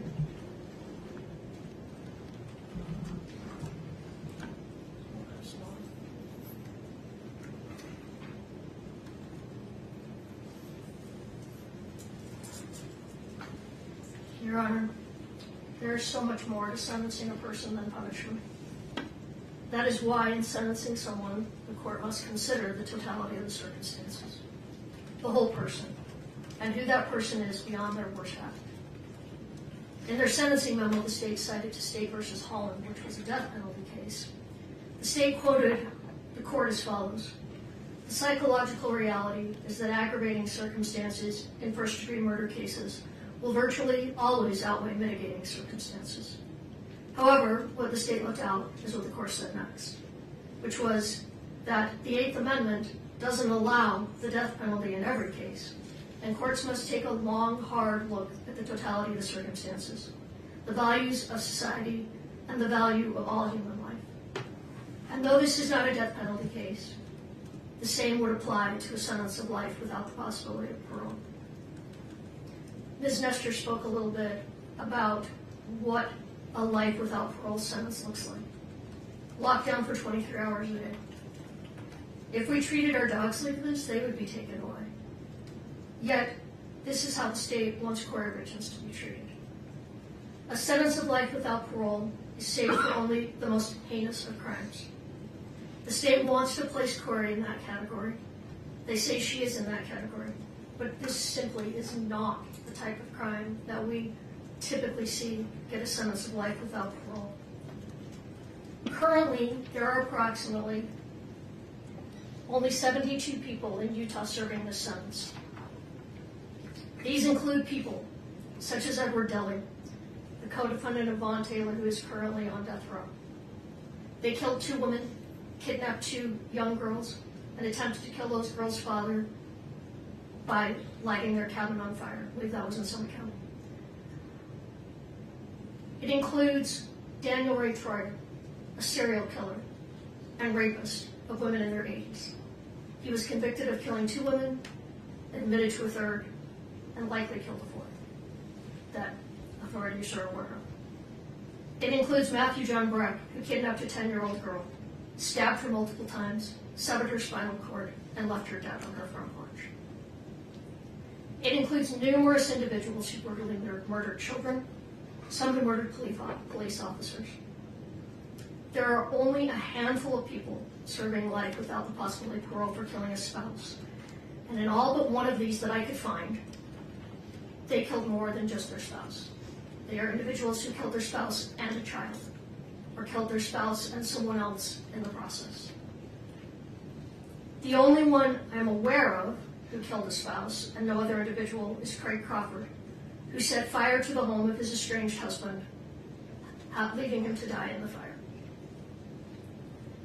And then there are individuals serving sentences of 15 to life who committed arguably more heinous acts than what Kouri Richins has been convicted of. Eric Sampson abused his wife for 28 years, ultimately killing her in their St. George home, leaving her dead in their bed. He continues to maintain his innocence, and he's serving 15 to life.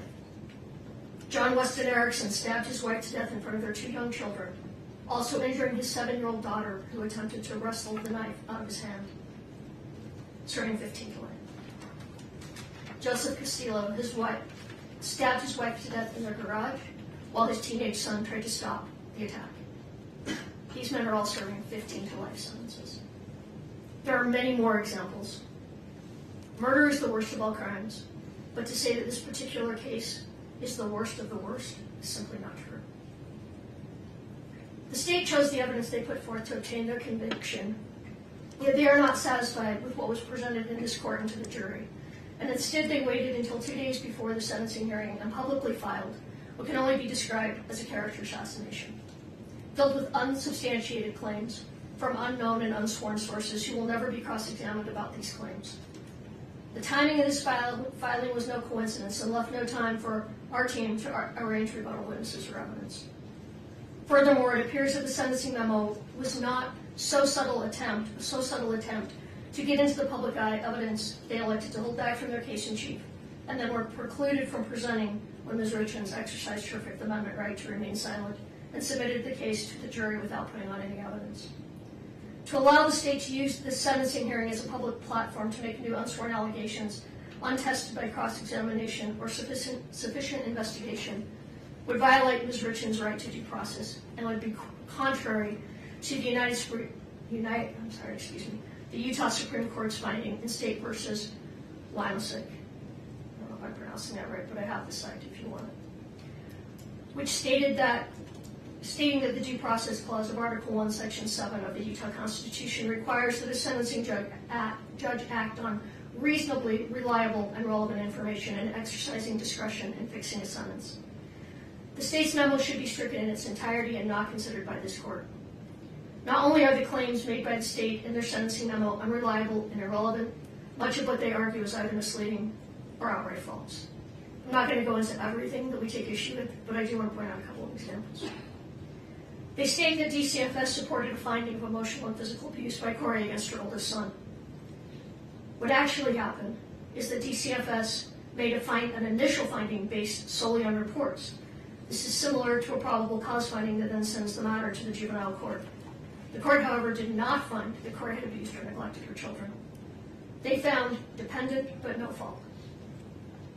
In other words, that the children needed intervention, but due to no fault of Kouri Richins, due only to the fact that she had been arrested.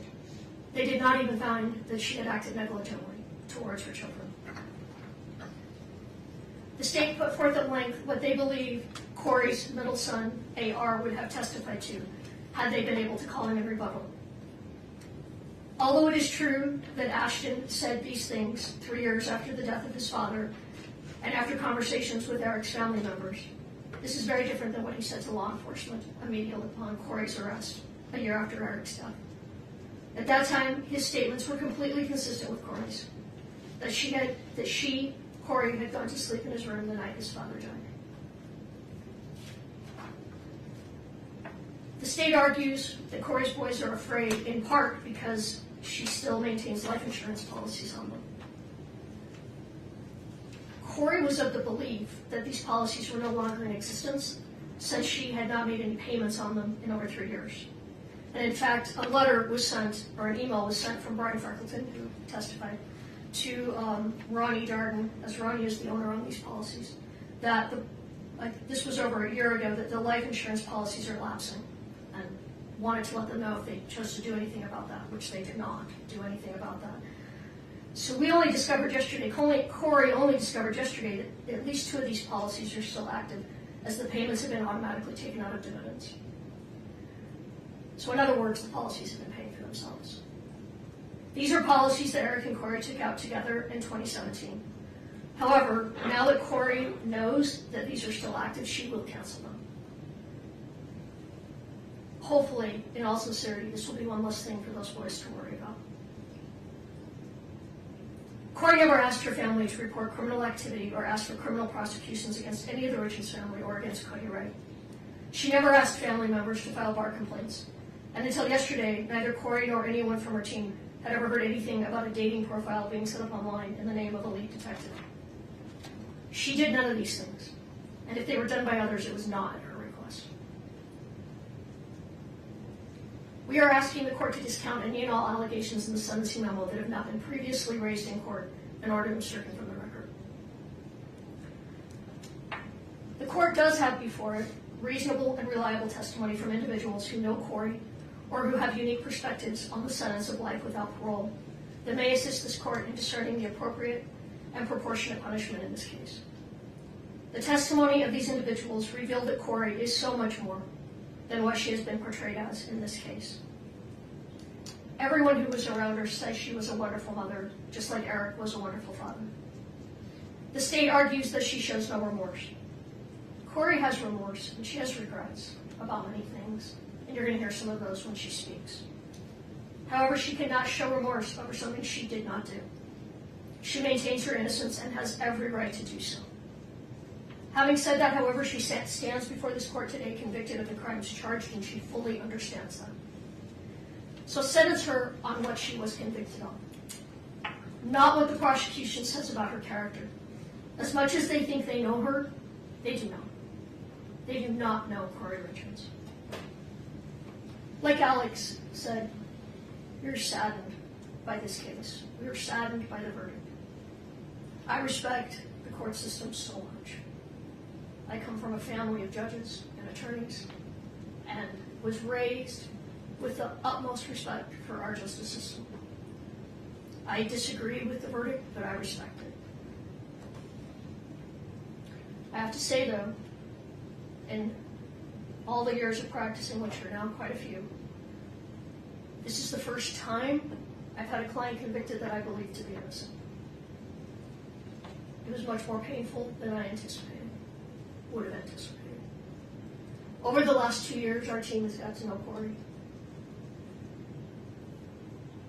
Kouri is one of those clients, very few clients, and I've represented thousands of people.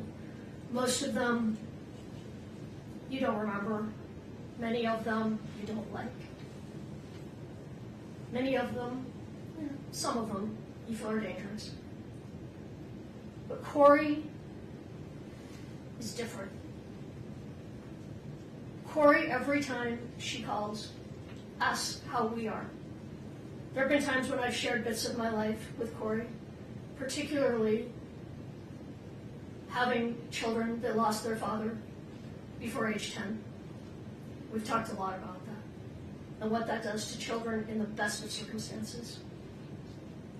I can't imagine had my boys not had me.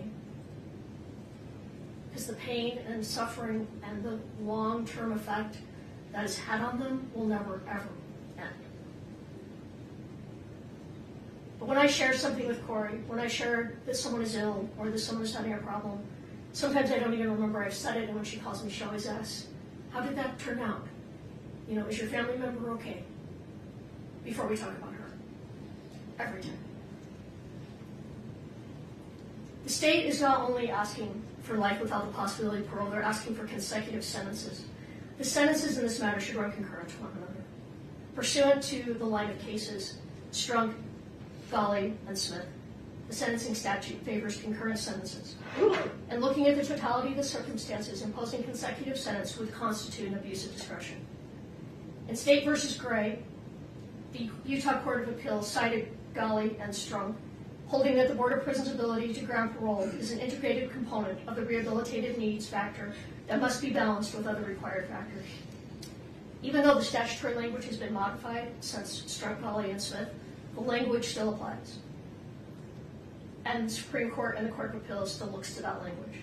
The board should still be allowed to function and make the decision regarding the rehabilitative needs of Ms. Richens.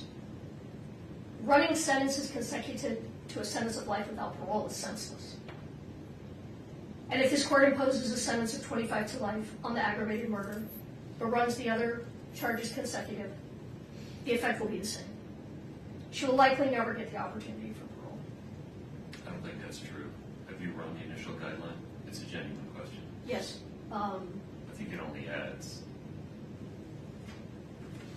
The guideline on the attempted murder is 192 It only months. adds 41 months if we run it consecutive. Before she's eligible Right. for parole. But, well, I'm going to come back to that. Yeah, if I will. you're running the guideline differently, I'd like to know. I mean, no, I'm not running the guidelines differently, but the sentence is, well, I I talked about understand your this. larger point, and I apologize for That's interrupting okay. you, but if you do have a different running of the guidelines, those forms are not obvious. I'd appreciate it. Well, I would say a sentence of 25 to life, and then if she serves additional time, does not guarantee parole. And I'm going to talk more about that. Okay. And it's almost unheard of for someone to be paroled at their first parole hearing on these serious offenses. And looking at the totality, there are mitigators.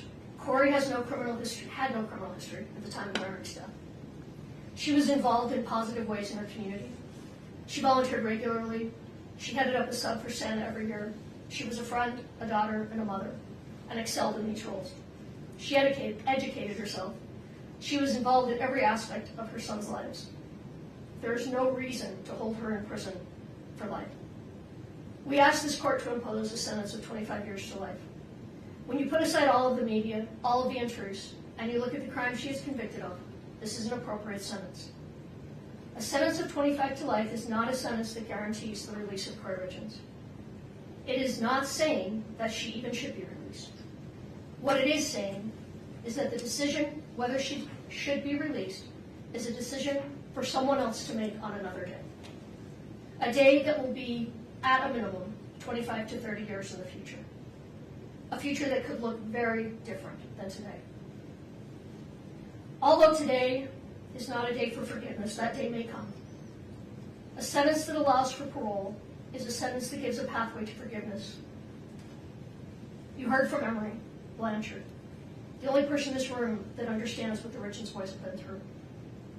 You heard how the day came when she missed her father. She wanted her father in her life. I know that she came to a place that she hoped to spend one more day outside of the prison walls with her father. And that day didn't come. He was not paroled, and he died in prison. I don't minimize what Kouri's boys are saying today. I understand it's contradictory to what other people are saying regarding Kouri as a mother. I don't know why they're saying these things, but what they think and feel today, they are allowed to think and feel those things. They should be. Their feelings are valid, and it's okay. And I think Kouri will say this too, but she wants her boys to know it's okay. People change. All of us change. Kouri will change. Those little boys will change. A sentence of 25 to life will not be easy time. It will be hard time. For the first part of that sentence is generally served in maximum security for the first 3 to 4 years. But if the day comes when her children want to see her face to face, a 25 to life sentence will make that easier for them. If they, like Emery, decide someday they want a relationship with her, even one behind the walls of the prison, a 25 to life will make that possible. And a sentence with the possibility of parole, like I said, does not mean she will be paroled. It's very possible she will spend her life in prison. And quite frankly, if her case does not come back on appeal, and she is in prison and she maintains her innocence, parole is highly unlikely. But the Board of Pardons is uniquely qualified to make that decision. That is their job. And it is a particularly important job in the most serious of convictions. They will be the ones looking at a woman who will then be in her 60s or possibly 70s. They will decide if she has been rehabilitated and if she is a danger to the community. These are not decisions that can be made today.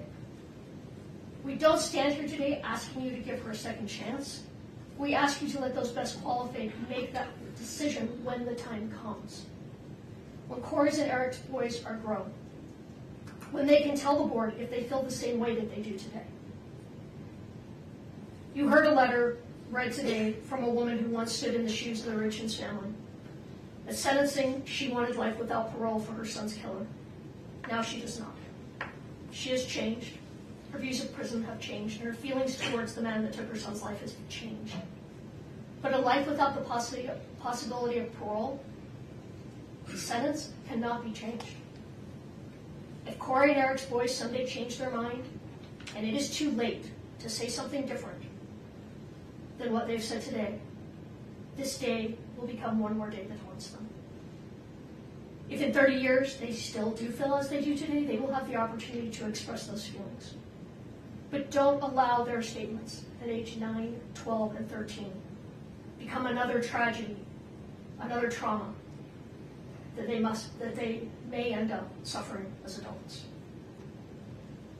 A sentence that doesn't allow even the possibility of parole is a sentence that tells the world there is no hope. There is no growth. There is no change. There is no room for forgiveness. There is no room for love. That we are all our worst act and will never be anything more.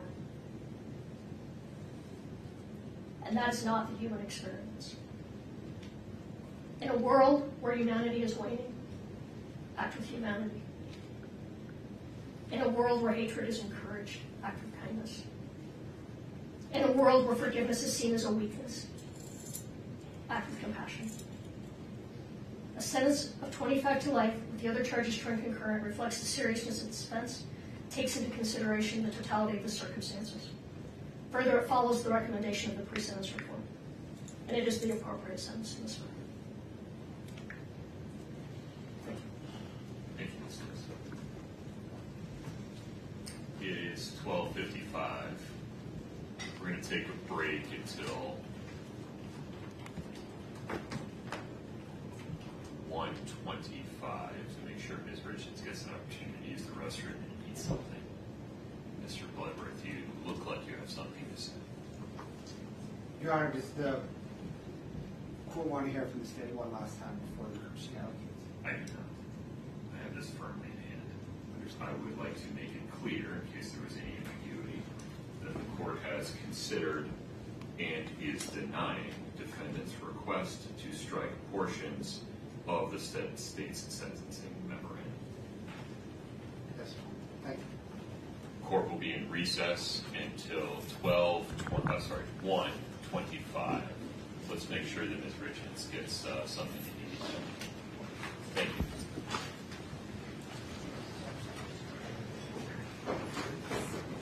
We're off the record.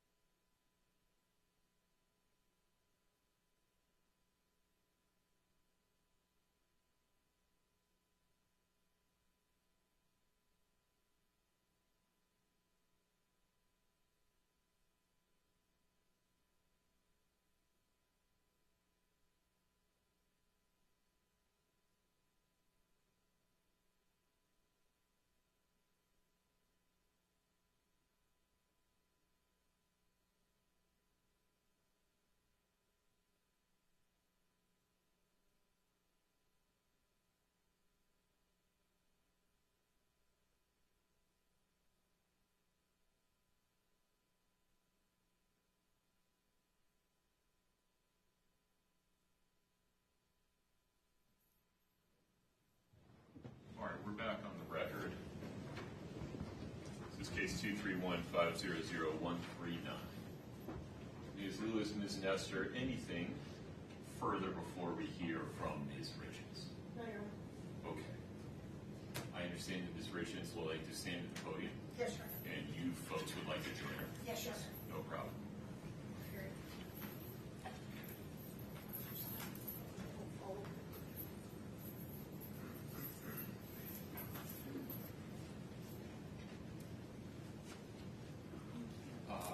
There should be Kleenex up there if you need it. Is your more water?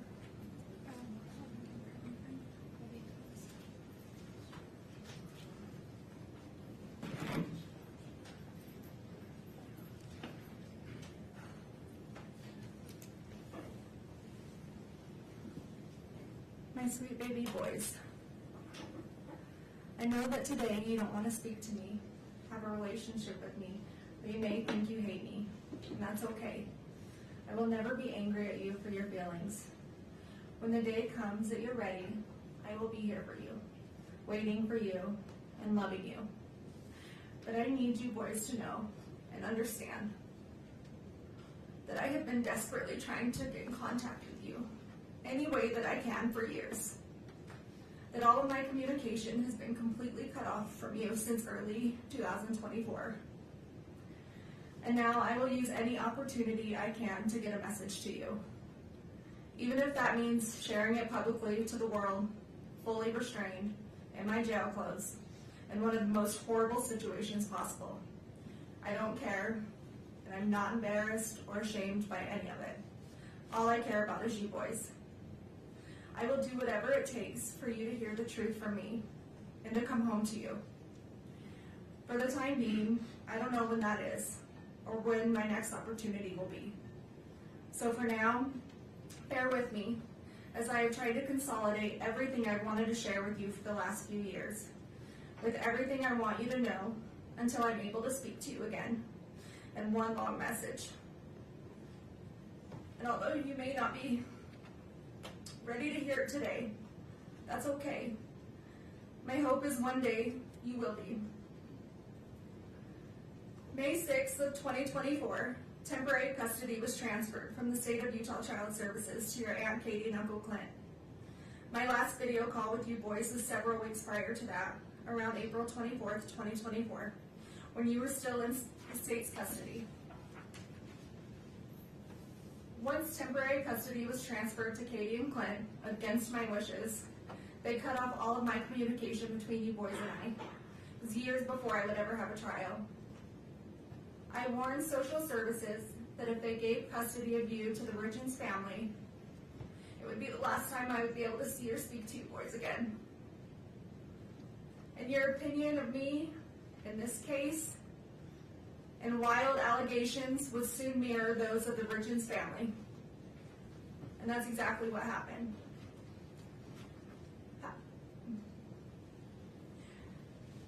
You need to know the Darden side of the family fought a long, hard battle for custody, but was eventually ignored and denied. Since temporary custody was granted to Katie and Clint, they have not allowed me to see or speak to you. No more video calls, no more visits. They blocked the phone number for the jail so I can't call you. Birthday cards, Christmas cards, the letters I would send you boys, they were all returned or rerouted. All of my contact was cut off more than 2 years ago. So please, please ask them. Please ask them for your cards, for your letters, if I tried calling you. Please, just ask them. Whether it's now or in 10 years. The one thing I need you boys to know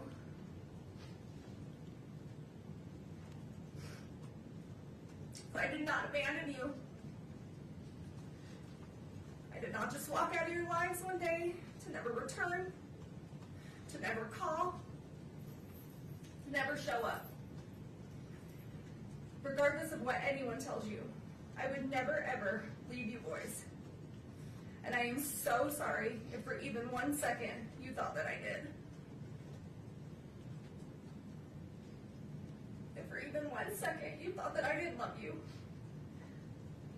Because that couldn't be further from the truth. You boys are my world, the reason I continue to wake up every day and fight to come home.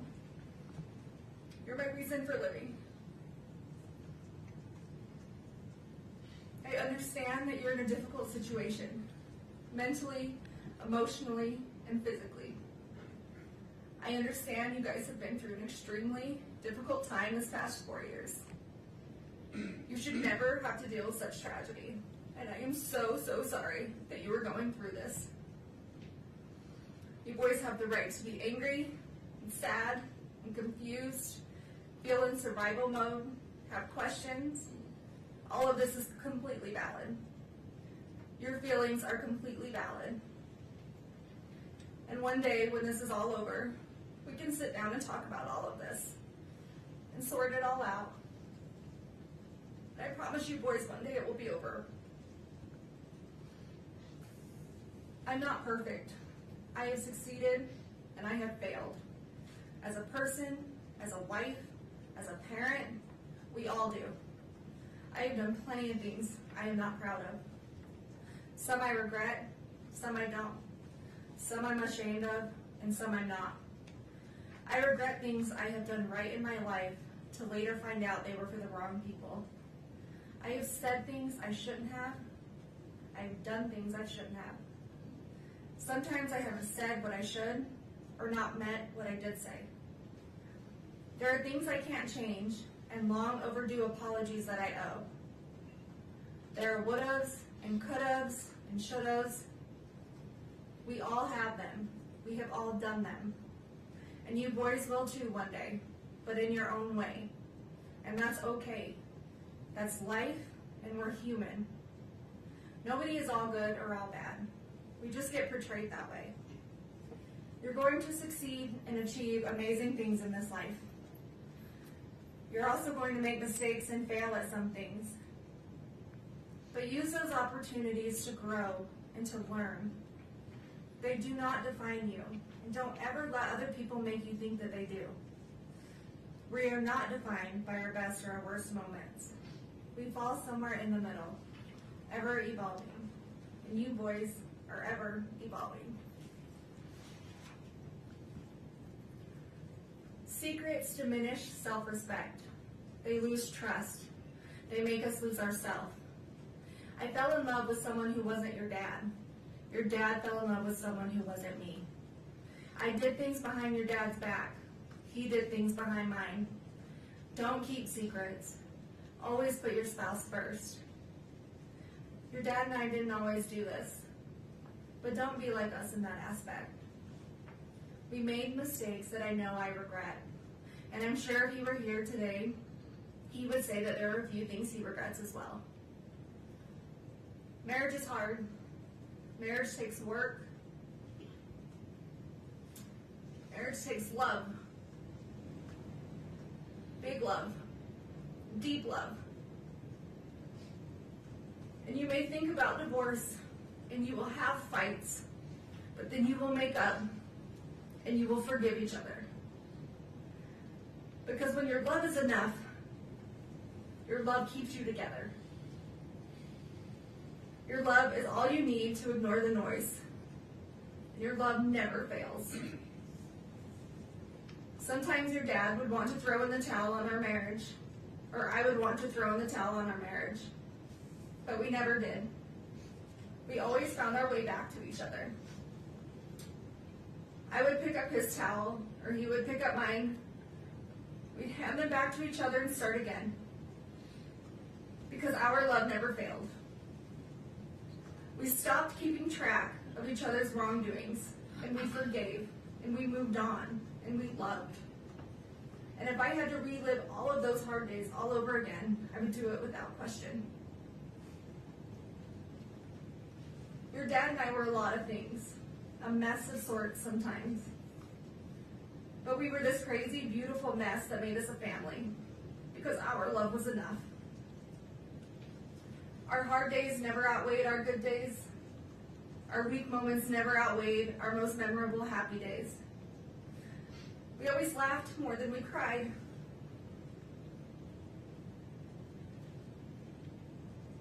We failed at some things, but we never failed at loving you boys.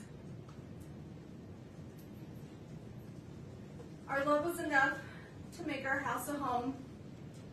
Our love was enough to stay together to raise you boys. Our love was enough to forgive each other when others said that we shouldn't. To do things for each other others may disagree with. Our love was enough to protect each other, even though it may cost us everything. Love can make you lose yourself. Sometimes it makes you do things you know you shouldn't, but knowing it's not wrong at the same time. Because your spouse is your person, your love is enough.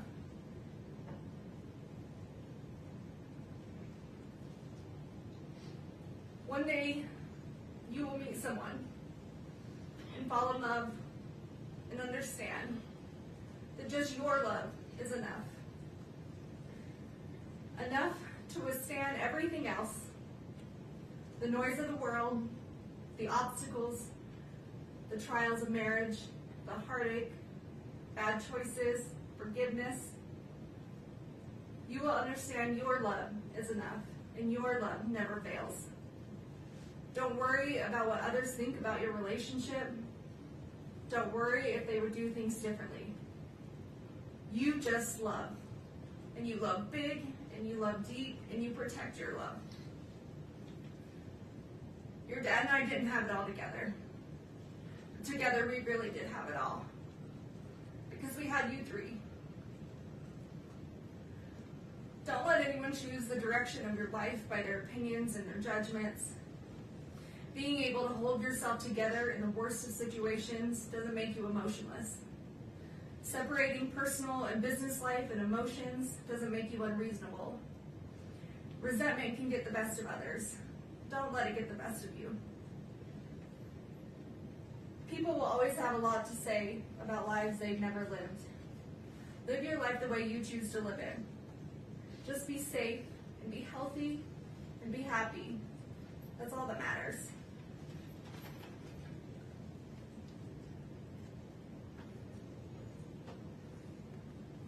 Sometimes people will want you to believe that life is simply black and white. That situations are black and white, but they're not.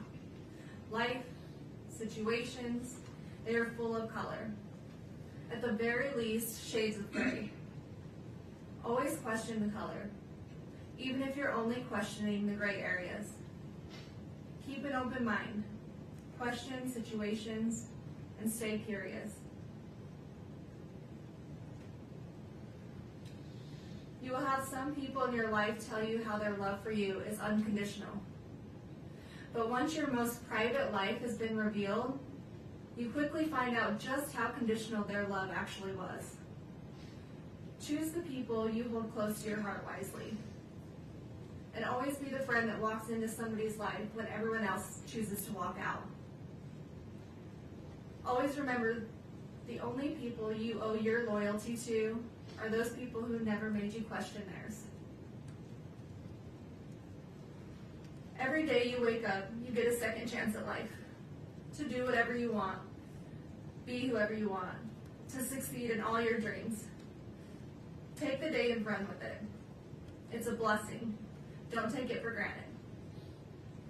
Sometimes you'll have hard days when all you want to do is count all the ways things are going wrong or have gone wrong in your life. In that moment, stop, take a minute, take a step back, take a breath, and switch your thinking to count all the ways that it has gone right. All the good that has come to you, boys. All the grace, the blessings, and the love. Remember that anyone can give up on something. That's the easy way out. True strength comes when everyone is expecting you to fall apart, but you hold it together, persevering through the hardest of times. Always persevere. Always prove them wrong.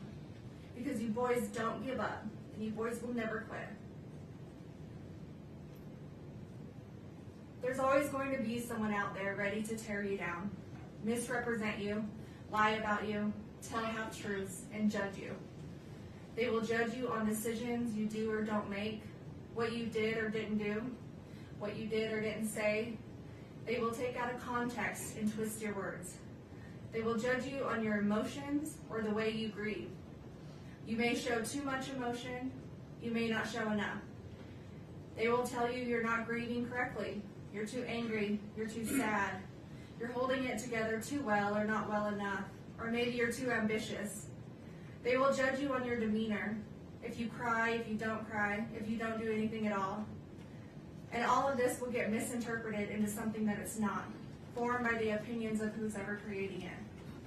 And then silence is also too often misinterpreted and misjudged.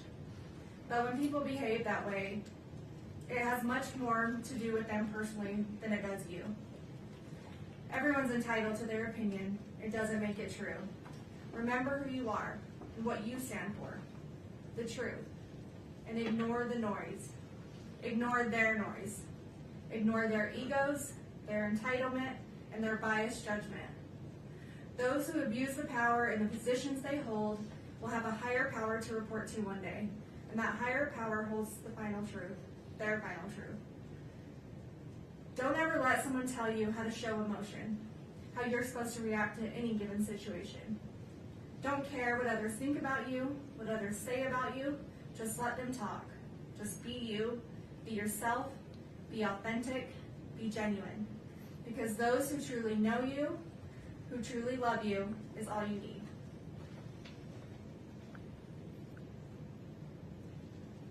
Forgive those who turn their back on you, but never forget. Don't hold hate in your heart toward others. It only brings you down more than it does them. Apologize when you're wrong, even if that apology is long overdue. You can't change what you can't change, and you can't change the past. But you can take accountability when you mess up. Admit when you make a mistake, even when it's embarrassing or humiliating, even when it can ruin relationships, careers, or your integrity. Be honest with yourself and those you need to. But never apologize for something you didn't do. Never admit to something you didn't do. And never beg for mercy for something you didn't do. Don't take the easy way out. Always stand up for what's right, even if you find yourself standing alone or with a small group of people that love you. Believe in yourself and be brave. Never give up on your fight, no matter how long it takes. Months, even years. Never give up on truth, justice, and the fight of corruption. When something is broken, fix it. When something doesn't make sense, question it. If money is paying for it, follow the money. Your brothers are your best friends.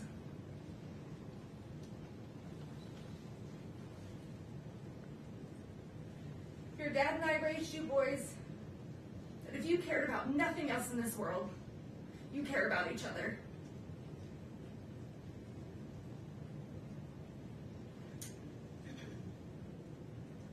Your brothers will always be there for you. They will always be your brothers. You love them. You protect them. You take care of each other. You support each other. You help each other. And you trust one another. You be loyal to one another. And you keep each other safe and healthy and happy. And you stay together no matter what.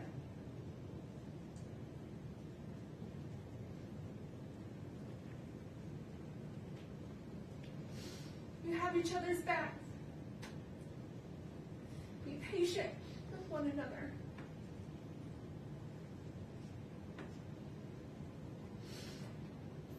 Don't keep track of wrongdoings. Let them go. Forgive. Move on. Show compassion, empathy toward each other. And never go a day without telling one another you love each other. Because you are never too old, or too cool, or too busy to love each other.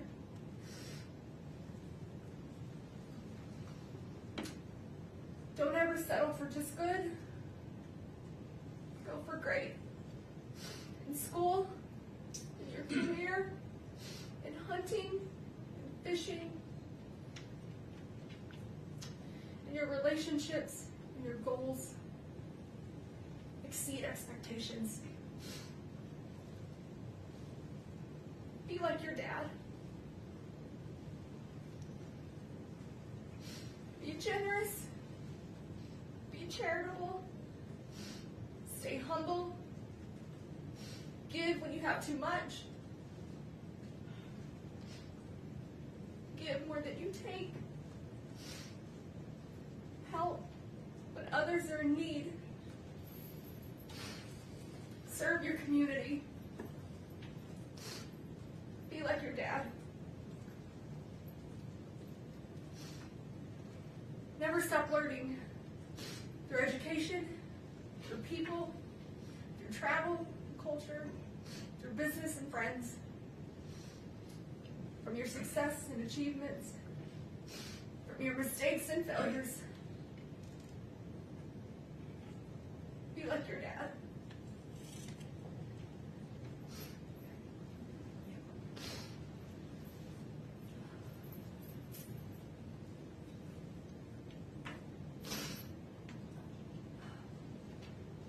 Love the outdoors. Find your peace, your therapy, your heart and soul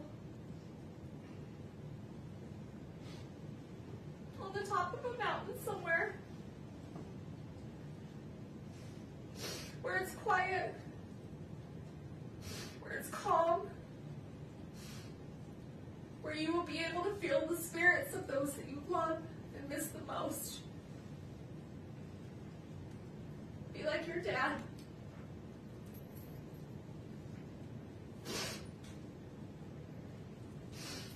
Laugh. Laugh often. Laugh loud. Laugh when you want to cry. Laugh when you're mad. Have that laugh that everyone recognizes and no one will ever forget. Even when you're gone. Be like your dad.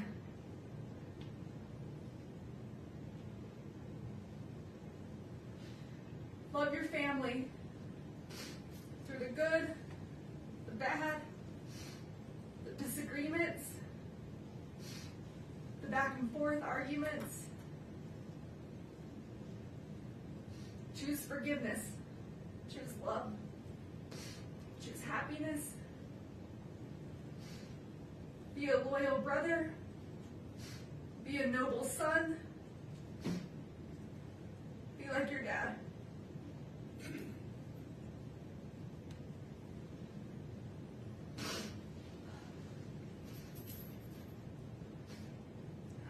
Have the hobbies that bring you excitement and joy, that give you a break from life, but build your life full of people and family who you love and that love you. Build a family that makes you happy to come home to every day, with a career that makes you hold your head high.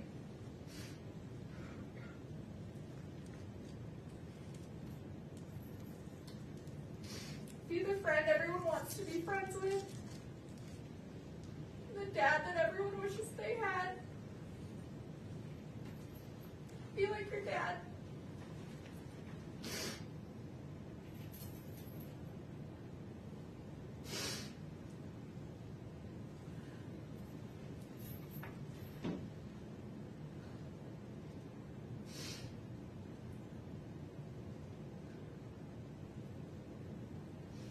As your parents, your dad and I wanted to give you every opportunity or choice that we didn't have. We would do anything for you boys, or break our backs falling over obstacles and finding our way to be sure you had the best of the best.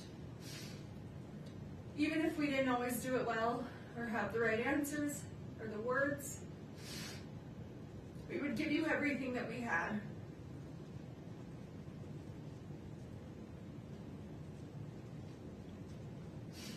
But the one thing I can't give you boys are the answers that you want the most. Because I can't give you something that I don't have. An explanation that I just don't know.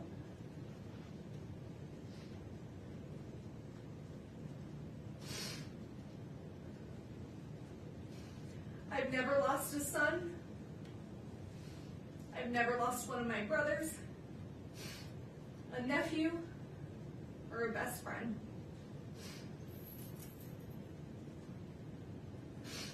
But I did grow up with a single mother, and I have lost my father.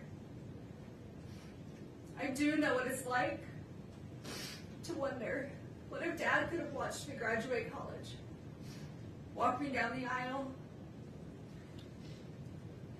be there for the birth of one of you boys? If only Dad were here. I do know what that's like. The lifetime of pain that brings, the sadness and the anger. I would never wish that upon anyone,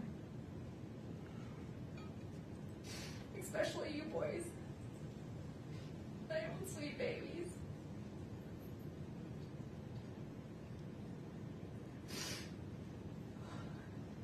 It's a lifetime of what ifs and if onlys. An empty hole in your heart where your dad's supposed to be. He's supposed to fill. He's supposed to walk through life with you, with us, with our family. I do know what that's like. So murder, an attempted murder, 4 years later, and it's still hard for me to say those words out loud. They get caught in my throat. I turn my stomach, and I try to avoid them as much as possible, because it makes me physically sick to think about. But still to this day, I can't believe this is real sometimes. That this is our life. That this is my life. Convicted of taking one of the people out of my life who filled it the most. My husband, the father of my children,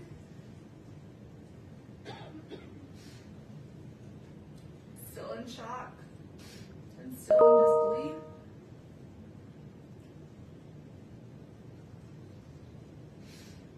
Accused and now convicted of such a heinous crime. Potentially costing me to never see you boys again. I've just lost both of their parents, and there's no textbook answer on how or what we're supposed to do, how I'm supposed to react or move forward. And I'm so sorry you boys are being pulled through the middle of this absolute chaos. Between two families fighting that both love you so very much. Trust and assets, our home, none of it matters. You boys are what matter. Your safety, your health, mentally, emotionally, all of that should be being prioritized. I will and have always prioritized your safety. I am your mother, and that is my job. And for anyone to scare you otherwise is just cruel and heartless.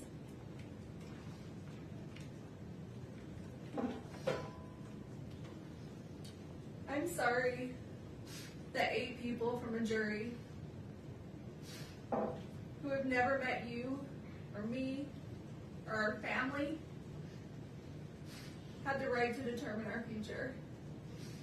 And they did that in less than 3 hours. In a perfect world, there might be justice. But in a perfect world, nothing ever goes wrong. Tragedies don't happen.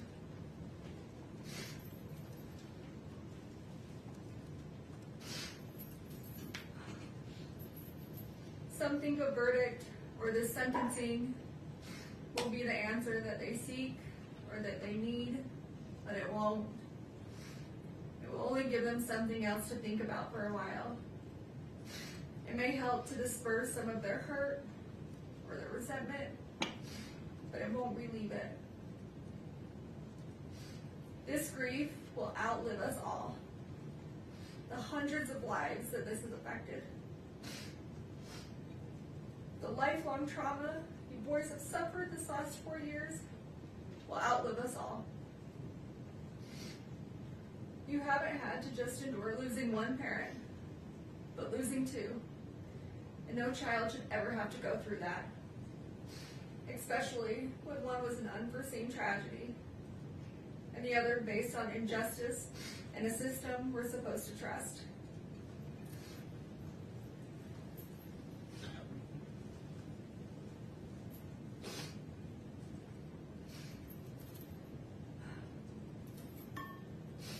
Your dad's memory will always be the kind that's a physical hurt.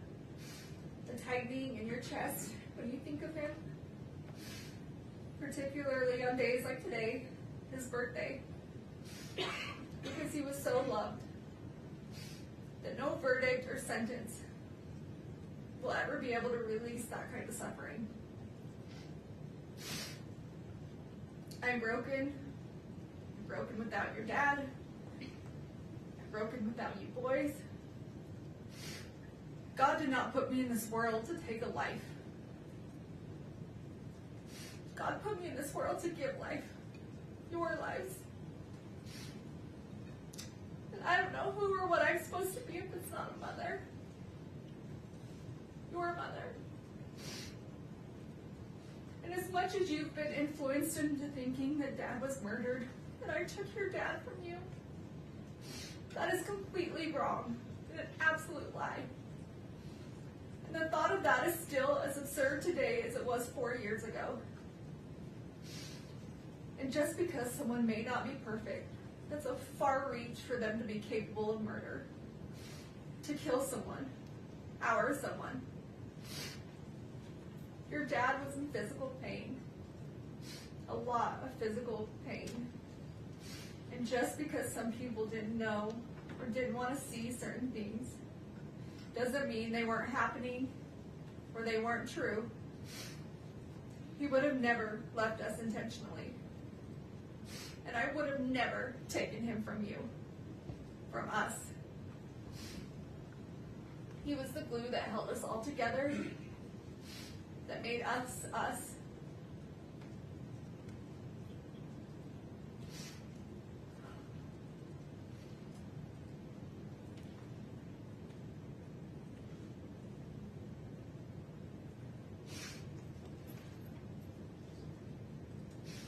Every little boy needs their father. Is he supposed to teach you the things that I could never explain?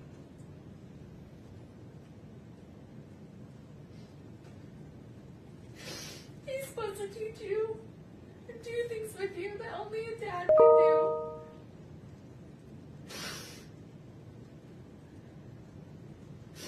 And only he could give you those life lessons between a father and a son.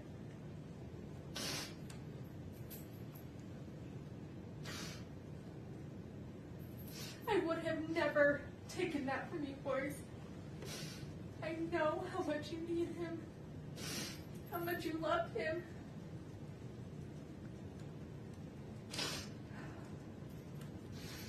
How much you aspire to be just like him.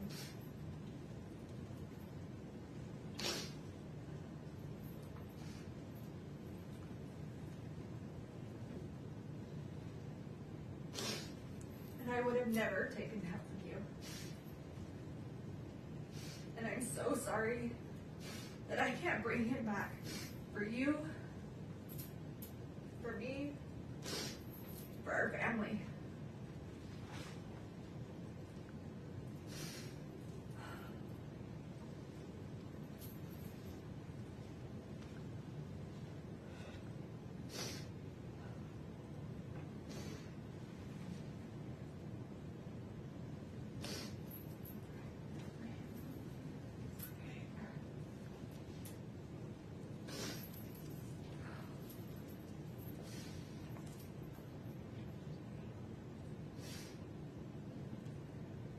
I can beat myself up all day about how I could have been a better person or made better personal choices. And I can understand and accept you boys being upset about those things. But murder? No, absolutely not. I will not accept that. And I will not be blamed for something I did not do. I will appeal and fight these charges no matter how long it takes.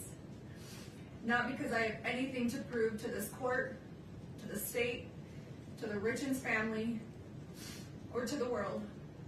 But I do have something to prove to you three. I do care what you boys think, and I need you boys to know the truth. And because of that, I will never quit or give up on this fight for justice, the truth, and coming home to you. So please, I know that right now you may not believe me, that you believe I took Dad from you, and that's okay. I still and will always love you, and I'm asking that you please just don't give up on me. I'm coming home, not today, not this year, but we're going to make this right. Our justice system will get this right, although this courtroom can't seem to. We have a long road ahead, but I will never quit fighting my way home to you boys. I love you more than these words could ever express. I loved you before I ever met you. And I will love you long after I'm not here to say it. And every minute of every day, I miss you boys more and more. And I think about how much I wish I could be with you, and this nightmare would go away, and we could have our family back. This entire situation isn't fair to anyone, but it's especially not fair to you three. And you boys are all that matters. I want to remind you just how strong you are, that you are loved by so many, and I am beyond proud of you, of everything you have overcome, everything you have achieved, and how much you bring into this world.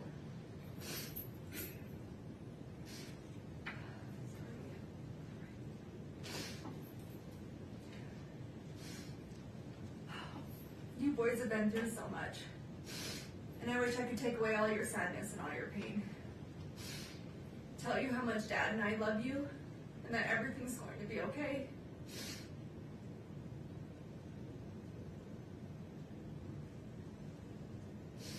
I wish I could count the freckles in your little cheeks.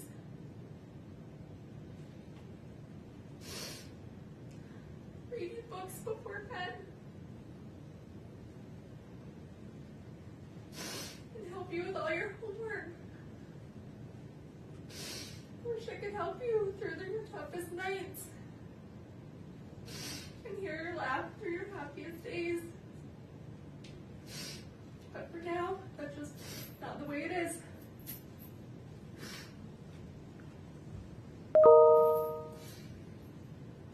You have to be strong. You have to remember that our strength grows in these moments. We don't think we can go on. But we keep going on anyway, because we have to push through these hard days. Because in the end, at the end of this war, it will be so worth it. But I need you boys to always keep pushing through these hard days, because this will come to an end. I just need you to hang in there. Listen to your little hearts. Listen to your little bellies for the truth. Before you were told who to be and what to believe, remember who you are. Remember who we are. Remember our family. I will continue to call you every day, even if my calls are blocked. Just so you know that I'm here. I've always been here. And and I will always be here. My cards, my letters, they will never stop. I will never stop. I love you forever, Mom.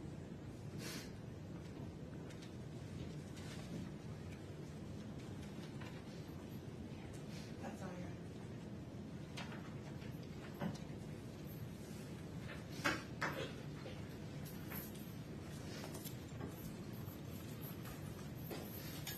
All right, ladies and gentlemen, a fair reminder.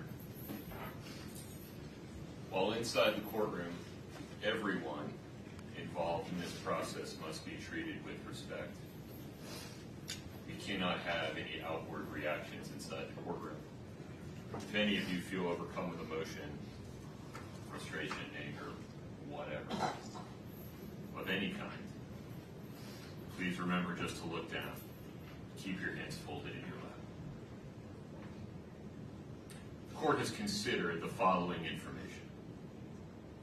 The evidence, information, arguments, and recommendations provided by counsel on the record today. Victim impact statements and other statements made on the record today regarding the appropriate sentence.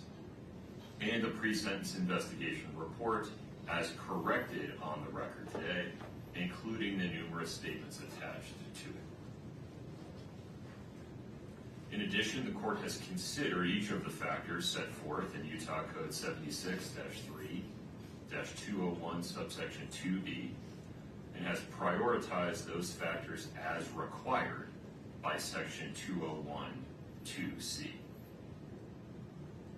Having considered the gravity and circumstances of the offenses for which Ms. Richens has been convicted, the number of victims, and available information regarding the history, character, and rehabilitative needs of the defendant, the court hereby orders that the sentences on counts 2 through 5 shall run consecutively to each other and to the sentence imposed on count 1. Moreover, the court exercises its discretion and chooses to impose no fines related to any sentence in this case. The court addresses the 5 counts on which Ms. Richens was convicted in reverse order. Ms. Richens, based on your conviction on count 5, third-degree felony forgery, the court hereby sentences you to an indeterminate prison term not to exceed 5 years. Based on your conviction on count 4, second-degree felony insurance fraud, the court hereby sentences you to an indeterminate prison term of not less than 1 and not more than 15 years. Based on your conviction on count 3, second-degree felony insurance fraud, the court hereby sentences you to an indeterminate prison term of not less than 1 and not more than 15 years. Based on your conviction on count 2, first-degree felony attempted aggravated murder, the court hereby sentences you to an indeterminate prison term of not less than 5 years, and that may be for life. Which brings us to the final issue, the appropriate sentence for count 1. Under Utah Code 76-3-207.7, there are only 2 options. An indeterminate prison term of not less than 25 years, and that may be for life, or life in prison without parole. And the law requires that the court consider each option. Under a sentence of 25 to life, and considering the effect of the 4 consecutive sentences, the time that Ms. Richens has spent in custody, and the current practices of the Board of Pardons and Parole, Ms. Richens would likely serve approximately 30 years in the Utah State Prison before receiving her first parole hearing. By that time, she would be 66 years old.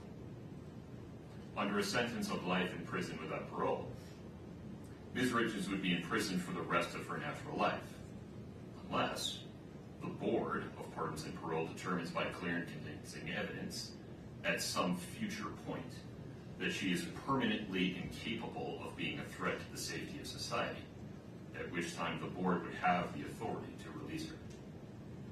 Under either scenario, Ms. Richens will be incapacitated, meaning structurally prevented from harming anyone outside the Utah State prison system for at least the next 3 decades, and perhaps much longer.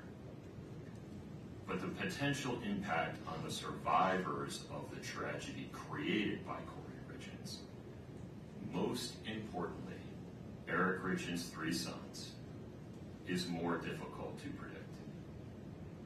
On one hand, if the court sentences Ms. Richens to life without parole, one or more of those young men may come to resent that the court eliminated any opportunity they might have in the future, decades into the future, to express an opinion as adults with substantial life experience about whether their mother should, for example, be allowed to die with dignity. On the other hand, if the court sentences Ms. Richens to 25 to life, one or more of those young men may spend the next 30 years questioning why the court failed to protect them from the prospect of the person who murdered their father being released from prison at some time in the distant future, perhaps when they have families and children of their own. The court's contemplation of how those young men may come to feel about today's decision some 30 years from now comes from a place of genuine concern for them and humility regarding the court's inability to predict the future. Sitting here today, it is simply not possible for anyone, not even those young men, to know how their view of this case may evolve over the next several decades. My hope is that every person affected by Eric Richens' death will, over time, find their way to a state of peace. As for today, the court's duty is to make a decision, a weighty, long-lasting decision based on the best information available today. And the bottom line is this: Kouri Richins was convicted unanimously and beyond a reasonable doubt of attempting to murder Eric Richins, her husband, and the father of their 3 children. And then, having failed in her first effort of spending the next 17 days not changing course, but doubling down, preparing to try again, and ultimately completing the act through the administration of poison. And for what? Money. All for pecuniary gain. A person convicted of committing that sequence of acts in that way and for that reason, and who causes the absolute tragedy that has befallen Eric Richins' sons and family. A person convicted of those things is simply too dangerous to ever be free. Accordingly, Ms. Richens, based on your conviction on count 1, first-degree felony aggravated murder, the court hereby sentences you to life without parole. You have the right to an appeal. You must file a notice of appeal within 30 days. You have the right to be represented by counsel on appeal. Mr. Bloodworth, anything further? No, Your Honor. Ms. Lewis, Ms. Nestor. Your Honor, we anticipate filing a motion for a new trial and would like a date set. We have a substantial record in this case. We will file a notice of appeal of the conviction and the sentence and ask that everything be stayed pending the motion for a new trial as we're entitled to do under Rule 4B. Excuse me, but we think we need sufficient time to file a motion for a new trial based on the substantial record that exists in this case, longer than the typical 14 days, because this is not only the trial itself, but the years of litigation and motion practice that preceded the trial. We were hoping that we could get an agreed deadline of 90 days to file a motion for new trial, mainly because for half of June I'm out of the country and for half of July Ms. Lewis is out of the country. Normally we would ask for 60, but there's going to be a month in there where both of us aren't available. So we're asking for 90 days. Right. Mr. Bloodworth. Your Honor, the state objects. The rule provides for 14 days. You can't imagine this is a decision that was made today. I think council's had the last 53 days to prepare the motion, 14 days pursuant to the rule. I appreciate that it's a lengthy record in this case, but the issues available for the trial are fairly narrow. The state recommends the 14-day time period as provided by the There is one other thing, Your Honor, on that as to why we need the extra time. So we have asked the county to retain an expert to assist to do a declaration for attached to our motion for new trial, and it's going to require us to go before a separate entity to decide whether that funding is approved, and that just takes time. So that's another issue we need.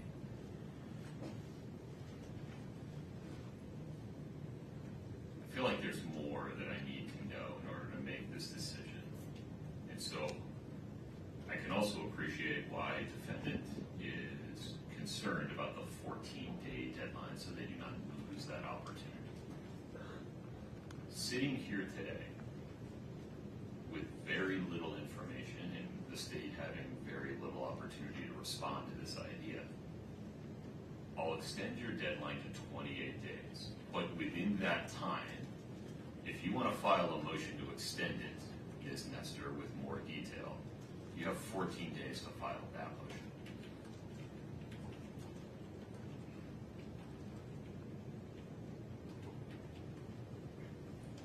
Not a task for clarification. So the court 14 days from now, they have an opportunity. They have a deadline to file a motion to extend the 28-day deadline. If they don't, it's 28 days. I acknowledge that that 28-day deadline may cause practical difficulties for the state's team, and if I need to extend the state's response deadline, I will certainly give that fair consideration. Ms. Nestor, Ms. Lewis, anything else today? No. Ms. Richens, you are hereby committed to the Utah State Prison and remanded to the custody of the Department of Corrections. This court is in recess. Please follow the deputy's instructions. We're off the record.